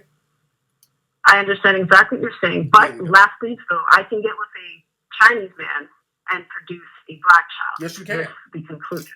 You can, of course. I guess we'll have to agree to disagree, but I think I don't know what we're disagreeing on. What are we disagreeing on, sweetie? Oh no, I'm just because again, I'm like here in where and let me tell it to you, I am West African, of West African background, okay, and I can tell and I can tell you that even over there, they embrace people that obviously mixed people, but they don't embrace them as black. There is a distinction made between someone who is mixed and black, and it's not to divide and say you're better or whatnot. But I don't see how I can still get with a Chinese man and produce black offspring. But yet my offspring will not be considered. And if we're going to talk about wealth and economic empowerment, how can you expect my child? And okay, we have black people that want nothing to do with blackness, but all of a sudden we're going to expect someone that's 50% or more of another group to automatically pledge allegiance to blackness. I understand you're talking about it from a mentality perspective, but we have to admit that on a social level, we're not treated the same. Being closer to the white in proximity does give you more leverage, and I'm not. No, it don't, sister. More leverage for what? More leverage. It gives you more leverage for what? But like I said, I'm not seeing people that look like Soledad or Brian children. Ma'am, please show me all of these light-skinned people who are running shit somewhere. Where are these light-skinned black people that's just running shit all insane? I'm not saying they're running anything. Well, what are you saying, sister? You're saying about they're getting something, they're getting more leverage. I mean, either they're running something or they're not, sister. What are they running? Look, if you can pass for white more than someone else, you are... Passing for white is different. Now, if you look white enough to pass, that's different. Now, if people know that you're not white... If people know that you're not really white, that's different too. Because everybody who's classified as white are basically passing to a certain degree. Because when you look back into their background, especially Italians were considered mulatto 60 years ago. But they're passing now. So a black person who's passing, that's a whole different thing. But we're just talking about light-skinned black people who are distinguishable as being light-skinned. You're making it seem like they're getting something that other black people are not getting, which they are not. I understand what you're saying. I'm not saying they're getting a whole lot, and I'm not trying to say they're not discriminated against. So I don't want anyone to say, hey, she doesn't know what the hell she's talking about. I'm mixed, and I get treated like crap. I fully acknowledge that they do get treated poorly just as well. But let's even forget about white people for a second. Let's talk about Asians. How come, like I said, if I get with the Chinese man, the Asians will not accept my child as Asian? But how is it I'm wrong because I don't consider that child black? I don't understand that question, sweetie. I don't understand that. The Asians wouldn't accept my child as Asian if I had a child with an Asian man. Okay. But yet, still, I'm supposed to look at someone half Asian as black. But yet, I'm wrong. And okay, let's not even talk about black people. If half white, half Asian, Asians don't accept that child as Asian, and whites don't accept that child as white. Well, the thing is, technically, in the system of white supremacy, the Asian child, you have an Asian black child, that child is just going to be black in a system of white supremacy. That's what we live in. We live in a system of white supremacy. They live in a system of white supremacy, and the child is going to be considered black. and he's going to be treated like a black person. He's going to be discriminated against and disallowed to have certain resources like a black person. So it would be logical for this person who's disenfranchised by white supremacy to join up with other disenfranchised people and acquire empowerment so that they can protect themselves from the degradation of the white supremacists. So that's why. So where do we draw the line? Where do we draw the line then? Because if a person, like, okay, someone could come to you and say, well, my great-grandparent is black. I'm black too, and I look fully Caucasian. Where do we draw the line and say, okay, now you're just going a little too far.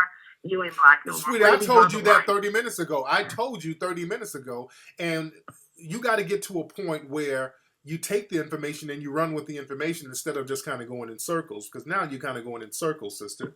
And I told you 30 minutes ago, anybody who self-identifies as black, we can roll with them. You can roll with them. Hey, I'm a black man. I'm a black woman. I'm mixed. But I'm black. I identify with a black person because I struggle too, and I got to deal with white supremacy. So I want to empower myself and other brothers and sisters. That's the kind of person I want to roll with. Now, if a person is mixed and they're like, well, I can't deny my mom. I can't deny my dad. My dad is black and my mom is white, and I can't just say I'm black. I'm Camlin Asian. Stay your ass over there, Camlin Asian. So that's how we distinguish that. People who are kind of confused or whatever, they can do what they do. But people who say, hey, look, I'm down for black empowerment. I understand that the white supremacists are the enemy. I want to do something to protect myself and my group from them. That's who we roll with. Does that make sense, sister? That makes sense. You know what? Yes and no, because so you can look like Iggy and say I'm black because my Iggy looks like she's like a damn pale white girl. There's nothing black about her. There's nothing. Pale white people like Craig Cobb. She look okay now, sister. You all over the place now. Iggy, you talking about Iggy Azalea? That's so much of a fake hypothetical. That's not even a realistic hypothetical situation. That woman looks white, and if she wasn't white, she could easily pass for white if she wasn't. So now you're making false equivalency arguments, ma'am. So anyway, sounds like you just. Well, thank you. I won't keep you, but thank you very much. All right, sister. Thank you so much. Have a good day. All right. Now she's just talking. Okay, she's just talking just for attention at this point. Then she's just talking for attention. Now bringing up these crazy hypotheticals. All right, sister. Just going on and on. And again, we don't need to be confused.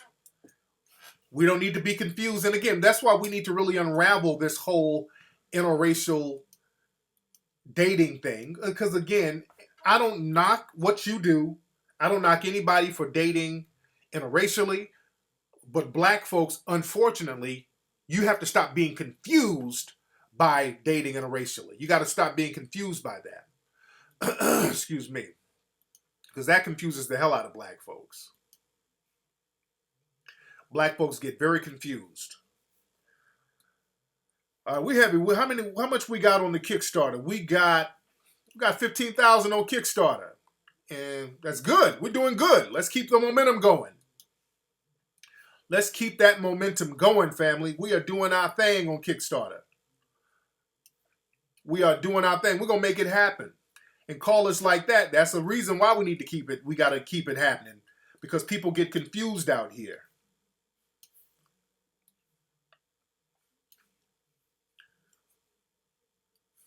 Yes, indeed. We in here heavy. What's up, Papaya? Call in, Papaya. Loving Papaya, call in. Now, Loving Papaya is Asian. Husband Black, we have a son. I would like to... Papaya, call in. You haven't called in a minute, Loving Papaya. I want Loving Papaya to call in.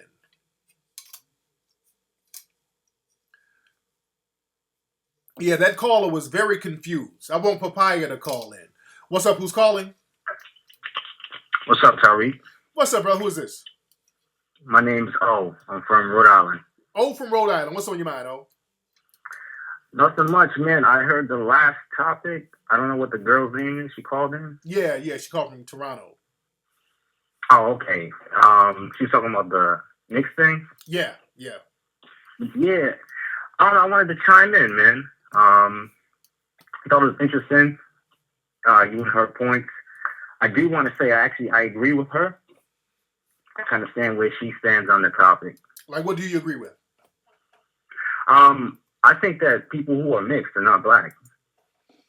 Okay. I think that in our community, we don't think of blackness as a physical thing, but other groups of people obviously look at themselves as a physical identity. I think But it's you say, cool. how are mixed people not black?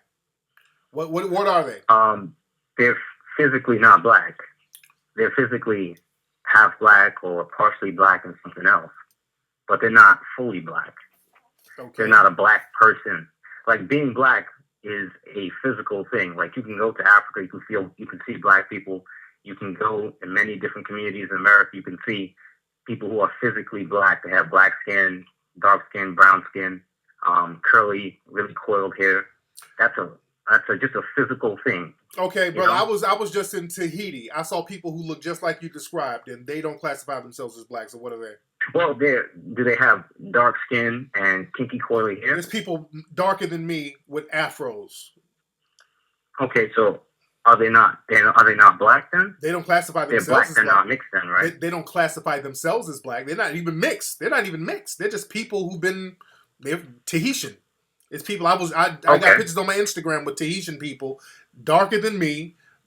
There's a sister with a big old ass, pretty sister over there. Ain't got not really African. She's Tahitian. Been in Tahiti. Her family's there for thousands of years. And if she came over here, she would look like a black person. But over there, they're not classified. They wouldn't identify themselves or classify themselves as black. If you ask them what they are, well, I'm Tahitian. Okay. Well, let me ask you this. So what are they? What would they be? Let me ask you this. What is the barometer of blackness?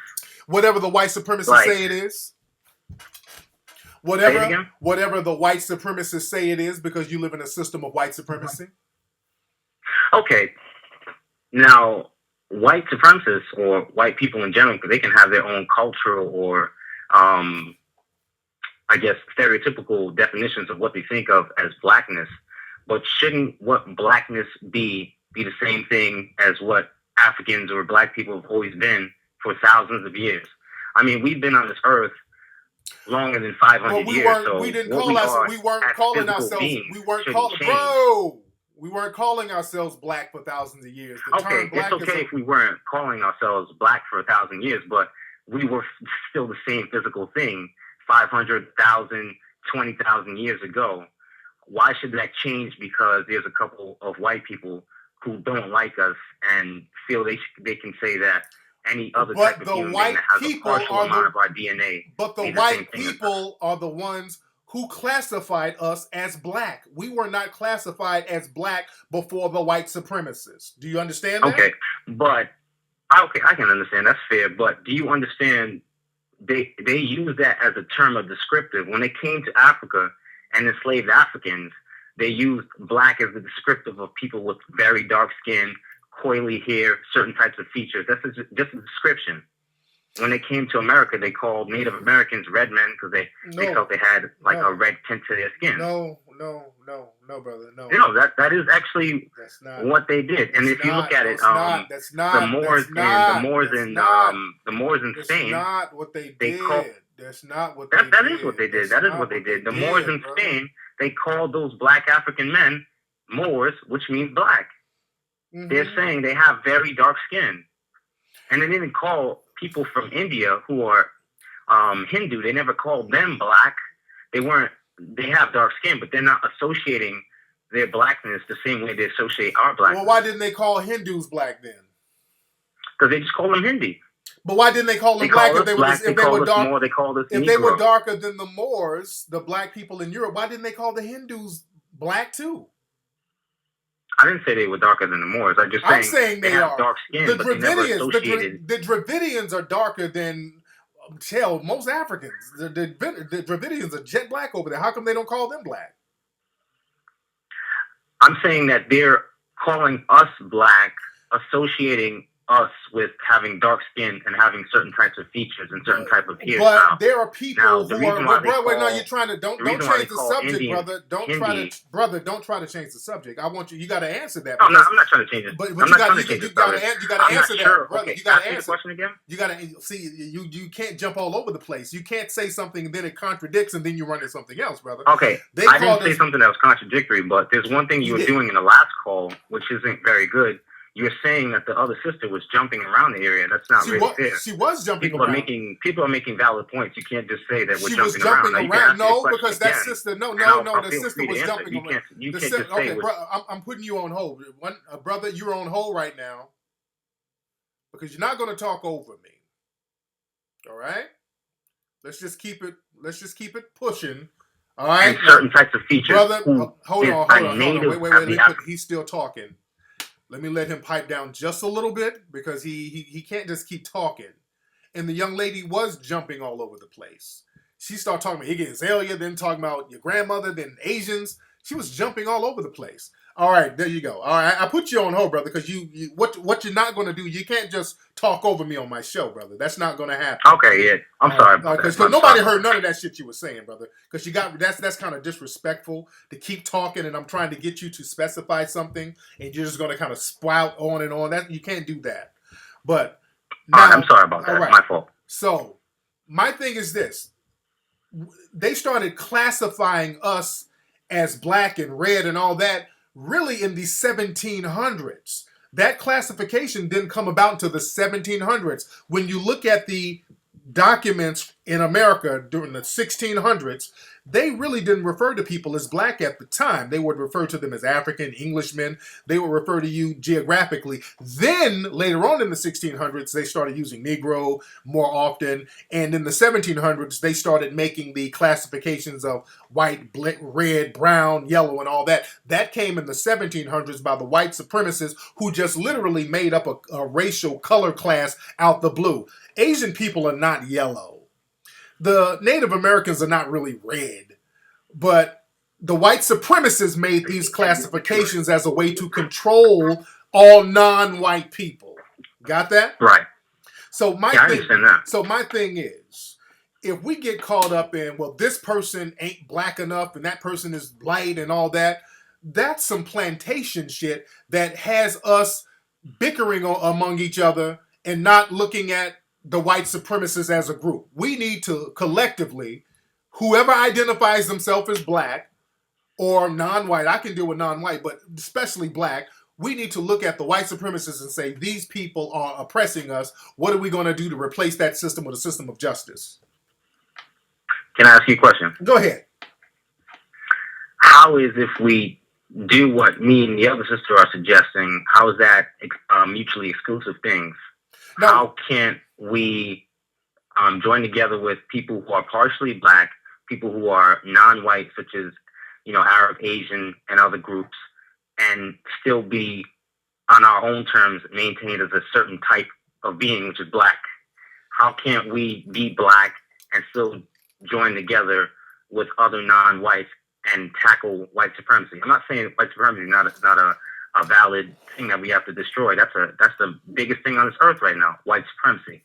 But I don't see how we can't maintain our own identity and our own physical look that's been on this earth for thousands of years, longer than whites and mixed people as well. How can't we contain that identity and work with non-whites? I don't understand. Do you understand where I'm coming from on that? I'm trying to understand. So I don't see. So how can we maintain our identity, our look? Like physically, we are black. We are Africans. Okay. We're not mixed. We are. People who are mixed race have never looked as like Africans. They've never existed in our group until slavery. People who look like mixed race people have never existed in our group until slavery. Right. And at the same time, we can still tackle white supremacy, maintaining that same identity and that same physical genetic look we've had. So basically what you're saying, basically what we need to do is get a bunch of dark and dark brown people and collectively look at each other as a group and tackle white supremacy at the exclusion of light-skinned mixed black people. That's what you're saying. No, that's not what I'm saying. Well, you're gonna have to explain it because I don't know what you're saying. Then I don't know what you're saying. Then what are you? No, I'm saying. You gotta say it in terms that's easily understandable. Work with other, huh? You gotta say what you're saying in very easily understandable terms, brother. Make it real plain what you're trying to say, man. Make it real plain. We should do what? If you okay, let's say this. So I can understand, because you and that young lady, the problem is y'all all over the place. I don't even know where you're going. I don't even know what you're talking about. So let's say you are in charge. What's your name again, brother? My name's O. Oh, you're in charge. You're the boss. All people of color in America are going to listen to O. What are you going to do? What's the plan, O? What are we going to do to challenge white supremacy, all people of color? You're the boss. You're the general. What's the game plan? As far as working as a group and all that. What are we doing? Now, who is all people of color? Are you talking about black people or people of African descent?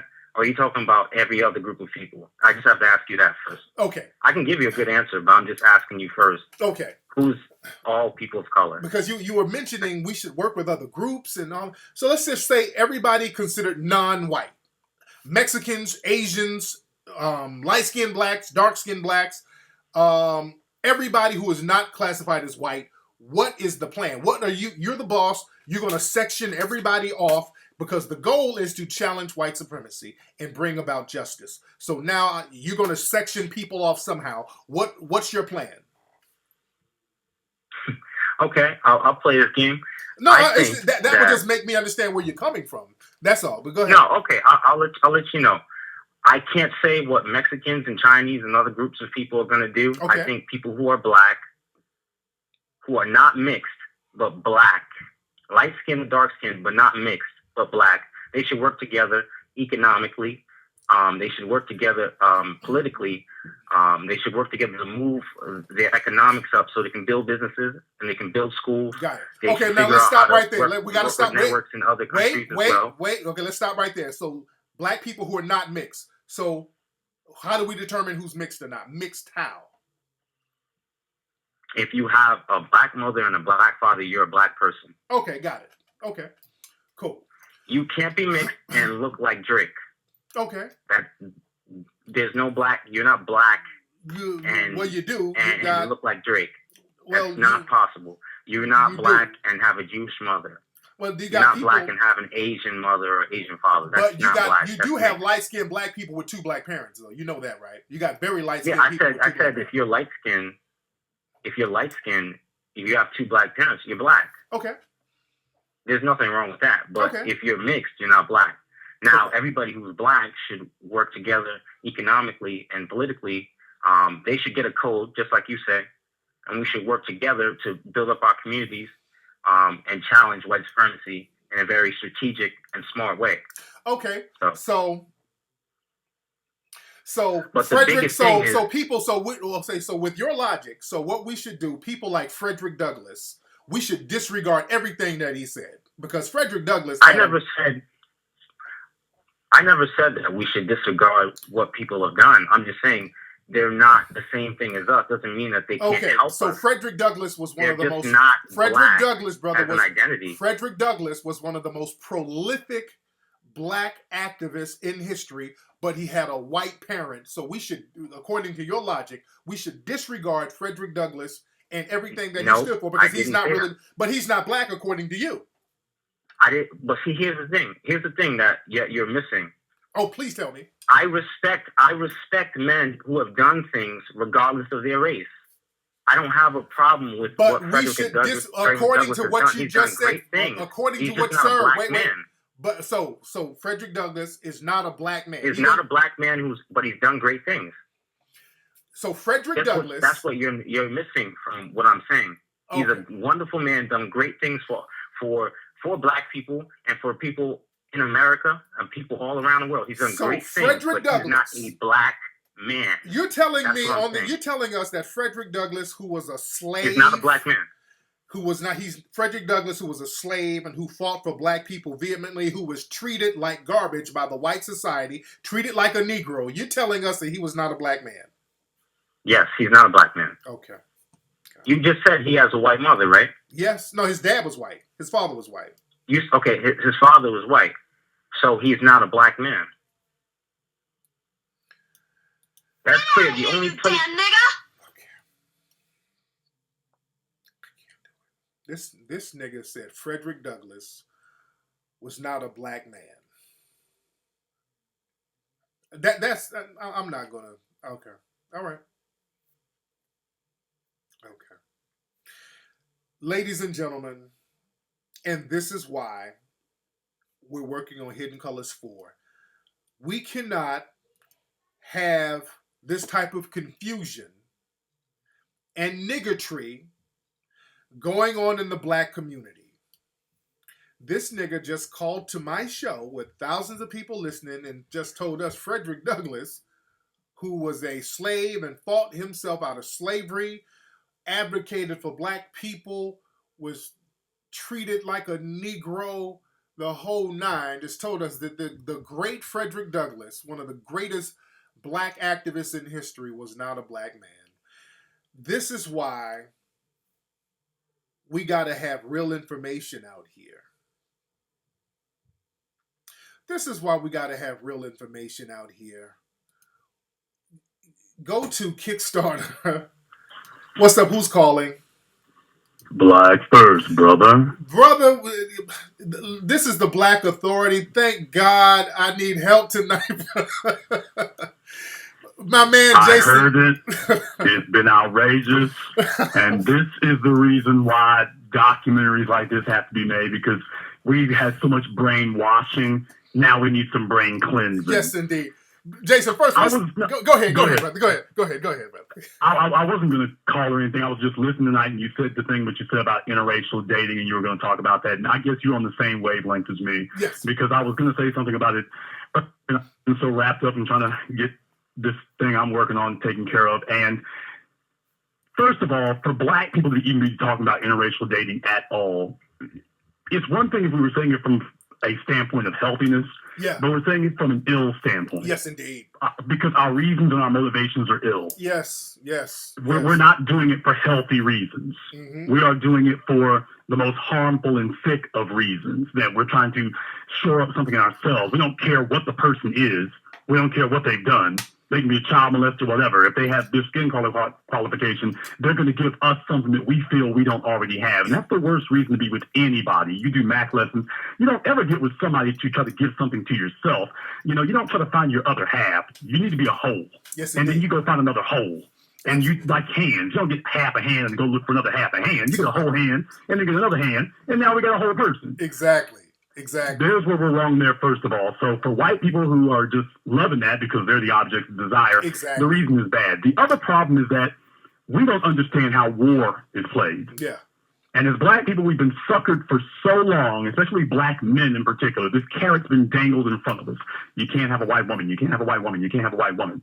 And then what that does is that raises the stock and the value of white women. Yes, indeed. To the point that black men will do anything to have it. Absolutely. Now, once I've got you in a state where you will do anything, at that point, I can start trading off. Because you see, in chess, you don't know the difference between a pawn and a rook. You don't know the difference between the two. Obviously, if you're saying that, well, if I can get one, I've won. Exactly. If I can get a white person, I've won. And don't you understand? They're like, well, if you'll trade me the Michael Jackson music catalog, you can have my daughter. Exactly. In exchange, I'll take it. I win. And he's just sitting there looking at you like the pilgrims who gave the Indians in Manhattan beads for the island of Manhattan. Here you go. You won. Yes, we did. All right. Go ahead. And it's amazing that in the year 2015, we would still fall for that at this point. We're still suckers for that game that we're telling ourselves he would never give off his daughter. That's his most prized possession. Please, as you've been trying to explain to the previous two callers, his most prized possession is not his daughters or his sons. His most prized possession is his power, wealth, and influence. That is what he is passing on from generation to generation. What determines your race? As you said, we're living in a white supremacist culture. What determines your race? You already told them, I guess they didn't get it. Three things: your blood, your lineage, or should I say your skin color, your lineage, and your allegiance. Those are the three. There's a formula that determines that. That's the formula that whites have used. Exactly. Your skin color, your lineage, and your allegiance. Because if you don't have all three of those things, you're worthless. Clarence Thomas has got two of those things, but the third one disqualifies him altogether. Exactly. I was trying to explain that to the sister. I said, Larry Elder, but he's black, though. Do you know how dangerous Larry Elder is to us? I mean, Larry Elder could do more damage to black people in one generation than the Ku Klux Klan did in 5. Exactly. And Dr. Claude Anderson has done more good for us in one generation than Larry Elder could do in 1,000,000 years. Exactly. By the way, if we want to get to that. Now let's talk about this skin color thing here. Nelson Mandela is lighter skinned than you and I. Absolutely. And is there anybody who would challenge his credentials? Is there anybody at all? Second of all, this idea of when they say, well, you have to be black. Well, what qualifies as black? Well, if you have a non-black parent, they always want to sit up here and try to do some mathematical formulation. Tell me, how do you tell if somebody is 50% black? Well, how did you determine that? What is the test that you used that determined that this person is 50% black? How did you know they weren't 60% or 75? Exactly. And why is it they're disqualified at 50 but not disqualified at 75% black? Exactly. Why does that needle keep moving around like it does? Do you really have a real concrete, plausible reason that means something for why you're saying this person is black and this one is not? Or is this just some personal emotional feeling that you have that you're subscribing to it? Because if that's the reason you're doing it, is based on some, well, I feel it in my bones that this is the right way to do it. Not, I settled on 50% because, well, hey, that's a majority. That works in politics, doesn't it? Politics and genetics, you're really confusing the two? It's heavy.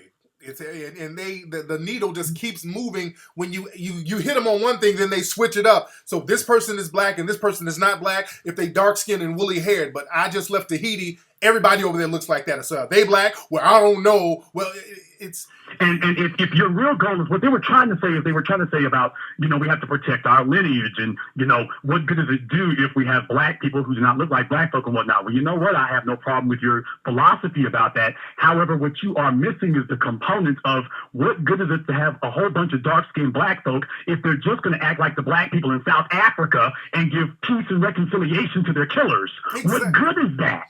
Exactly. So you got three of your components, or one of your components you said was so important, and that was what sold us down the river.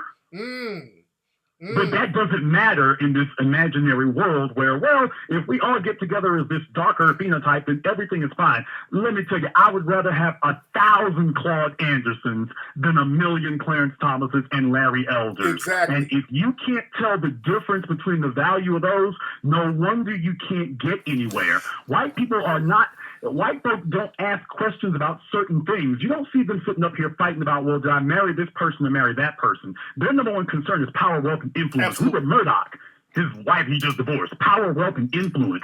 Look at the exceptions of Freddie Prinze Jr., Jessica Alba. Take a look at what they're doing in California with the Hispanics and whatnot. Their first concern is not where they came from. Their first concern is how does this affect our power, wealth, and influence? Absolutely. Meanwhile, over in black society, what color are you? Really?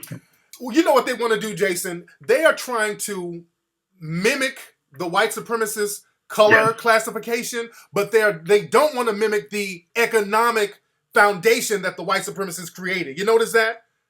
Well, they think they're fighting fire with fire. Exactly. They think they're slick. They think that they're slick by half, and they really think that I'm going toe-to-toe with him, and they don't even realize what the foundation of it is. Exactly. You are going at the end of the day, what they're looking at is, what color are you? For you and me, we're saying at the end of the day, what did you do for our power, wealth, and influence? Exactly. That's what we're, so the schism between individuals like them and individuals like us is, what is your end goal? Exactly. Is your end goal to have a bunch of dark-skinned people? or is your end goal to have a bunch of prosperous Africans? Absolutely. Absolutely. Absolutely. So we got to get serious, man, because cats keep trying to deflect away from actually building something. Because at the end of the day, whatever skin tone you are as a group, what are we going to build? But well, we got to determine who's going to be black and white. See, that's a whole deflection thing that they want to just get in a room and debate and go back and forth over something that's a non sequitur as an excuse to not get off your ass and do something. That's all that is. What we do. Once you have divided the darks from the whites and whatnot, okay, now you've done that, and now what? And it won't change to anything else. Once we just separate the lighter blacks from the darker blacks, we can then start fighting about, well, who has the true religious adherence? Oh, exactly. It's not going to move on to something else. And then once you get done with that, it'll be, well, your vision of Ma'at is not the same as my vision of Ma'at. So we have to get these unbelievers. You never actually get to a point where you move forward. So once they get done with this, they'll move on to something else. They don't understand where you start is where you're going to end. If you didn't care about wealth and influence when you started, you're not going to wake up one day and suddenly get concerned about it. Absolutely. Absolutely. And that's my thing. What are we going to do? Whenever we classify ourselves, look, we're non-white. As non-white people, what do we do to build? Well, who's really white? If you got a grandmama that's white and mulatto, then we go back into the damn circle again. You did? And then they want to talk about Asians and Latinos, and I knew that one was coming. Oh, yeah. And I put a post earlier today where I said the problem is we can't build a black and brown and black and yellow coalition because Asians and Hispanics understand that what is in our best interest is not necessarily in their best interest. And when they walk out, you don't see any Hispanics out there marching to legalize Haitians and Nigerians. Exactly. They're out there marching to legalize their people. Now, you can come and walk with them and legalize their people, but they are not holding marches to legalize Africans. You haven't seen one march for the Haitian boat people. Exactly. Plenty for the Cubans, plenty for the Mexicans, but not one for the Haitian boat people, not one for Africans coming here. No Hispanics out there demonstrating for Africans who are not being granted asylum in the United States and being deported. Nothing for that, because they understand that what is in our best interest isn't in theirs. So we go round and round about these things that intellectually are of cosmic significance, but physically don't actually matter. No wonder we can't get anything done. And it is that kind of religious fervor for irrelevant things that makes other people say, just leave them as our customers. Don't think about investing with them, because this is what they spend their off time. Because right now, this is their off time. It's after the Super Bowl. This is what we spend our off time focusing on. Mm-hmm. You can only imagine what will happen if you let them in here to invest. Exactly. Brother, I've been down to Mexico, man. There's light Mexicans, dark Mexicans, the whole thing. They don't sit up and say, okay, you dark, you light, you dark, you light. We're going to work as a group to get power, wealth, and influence when we get over that damn border. They don't get caught up in that bullshit. They're looking at that border and what we're going to do when we get across it. And they don't quibble over what the definition of a Mexican is. Exactly. They don't quibble over what the definition of a Hispanic is. There's some light ethnic, rivalry between like Cubans and Colombians and Mexicans, but you damn sure can't tell in California. Oh, hell no. Hell no. For driver's licenses and everything else, they know how to put that mess to the side long enough to get something done, whereas black people say, no, we got to deal with all these other differences, and we all have to be on the exact same page for everything, and you have to believe it the way I do before we will make a step. Why don't we get the damn money first? Yes. And then we can argue over light skin, dark skin. We'll actually have the luxury of quibbling over these things at that point. We got Daniel Pantaleo and Darren Wilson out here killing folks every day, but we're not focused on stopping. That's not the priority of getting the wealth and influence to stop that. The priority of these philosophical exercises we keep going through, as if that's really going to change anything. If you want to know about what light skin will get you, ask Jeremy Meeks how much protection being light-skinned and green-eyed will get you. Exactly. That sister tried to play that real slick, talking about, well, Trayvon Martin and Mike Brown, they were dark. If they were lighter, they would have had it easier. Shit. And what I said, this is an intellectual exercise that we masturbate in our own minds about. Now, the physical reality doesn't matter. I want to believe this. Exactly. And we got a bunch of folk who want to believe things but not know things. Exactly. But that gets in the way of it. And once you get done with that, well, light skin, dark skin, okay, once that vendetta is taken care of, what do you do next? And the reason why that question matters is because there's nothing stopping you from doing it now. Exactly. Why don't you just go get together with all those darker skinned black folks that you say we're going to build this thing with? Why aren't you not just gathering them together now and going? Why are you even bothering to debate this other over here? Because the goal is to debate. The goal is not actually to move forward. I won't take any personal shots. I would just say take a look at what people have built and what they haven't, and then you start to see a correlation between the people who haven't built anything and the people who have time to keep focusing and fixating on this year after year after year. Absolutely.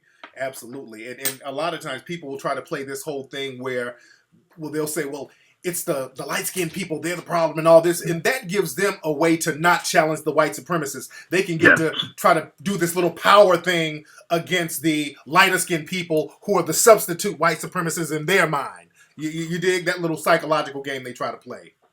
Oh, absolutely, because it's so much easier to do that. We've perfected the art of focusing on petty little things in black society. Our goal is to say, well, I'll mess with another black person like that. But okay, once we clear that out of the way, you never hear a plan. What is the way forward to go slay the dragon? There's never actually a way forward. Just this idea that, well, if we perfect ourselves from within, everything will be fine. Okay, we're perfected. Now what? Exactly. Well, let's just keep perfecting. And that's what we spend generation after generation doing. But this is what we've taught ourselves, because in black society, we're not actually building anything. Absolutely. If we were, then we would already know that is inconsequential. You look for who can give you the best resources to build with, not the person who makes you feel a certain way. Exactly. Man, real talk, Jason Black. Jason, let everybody know your website, man, where they can get 7 a.m. When is that coming out on DVD, brother? God willing, DVDs will start shipping this week. We're going to be putting out 2 of those. We just had another screening in Canada yesterday, and we're trying to get another one in London. Okay. You can go to our website, 7ammovie.com. That's 7ammovie.com. And Tariq, of course, I mentioned this earlier tonight on my broadcast, but man, it's laying some fire on them now. Yes, Hidden Colors 3 dropped in summer of 2014. 7 a.m. dropped in winter of 2014. Yes, Hidden Colors 4 is coming up again. Yes, we're giving white supremacy hell. The coons are on the run. Yes. The Sambos are jumping ship. And just by laying it on them again and again, it's going to take a steady drumbeat of this. Yes. This is the kind of thing we should be working together on. Yes, this is the kind of thing we should be focusing on, not whether this person is light-skinned or whatever. Show me what you're building, and then you'll have a little bit of a better perspective on what really counts. Absolutely. Congratulations on that. I will be donating anonymously, but definitely, brother, it's coming together nicely, and keep up the good work. And congratulations on 7 a.m., man. Congratulations on 7 a.m. too, brother. Thank you, sir. All right, brother. That's my man, Jason Black, spitting that hot fire as usual. Always spitting that hot fire. Yes, indeed, man. It's time to get busy. It's time to get busy, family. It is time to get busy. It is time to get busy. We can't be on that bullshit. Sitting up here talking about Frederick Douglass ain't black. Come on, dude. Come on, that's silly talk, man. This nigga called up to my show talking about Frederick Douglass ain't black. Come on, man. Oh, wow. Look, Kickstarter.com. Everybody go to, if you haven't already, go to Kickstarter. Contribute to Hidden Colors 4. Let me play the trailer again for those who have not seen it. For those who just got in the room, I see there's coons in the room, but that's okay.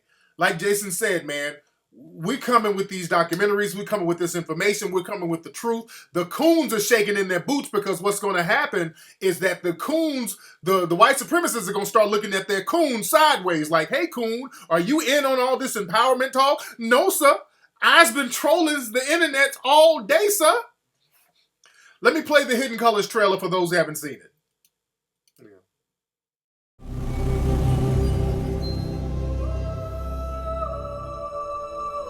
The Word of God says that the law is righteous.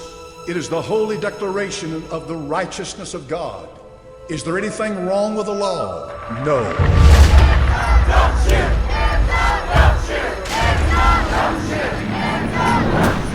The law remains righteous. Never has been anything wrong with it, never will be. You've created this religious world. Oh, I know you call yourself a Christian. I understand that. But you've learned down through the years to overlook so many things. You don't let them bother you anymore. Very heavily militarized police who are using tear gas and rubber bullets. What deed have you committed that eats at your soul? What secret do you harbor in your heart? When was the last time the Holy Ghost spoke to you?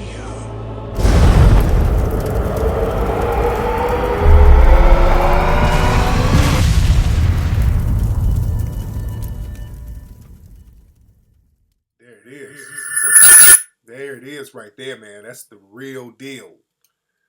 It's going down, family. That's Kickstarter. Go to Kickstarter. Yes, indeed. Go to Kickstarter and contribute. Anyway, y'all, let me get up out of here. It's almost 10 o'clock on the West Coast, man. It's been fun. We had a great time on tonight's show. And you guys be able to check out the playback pretty soon.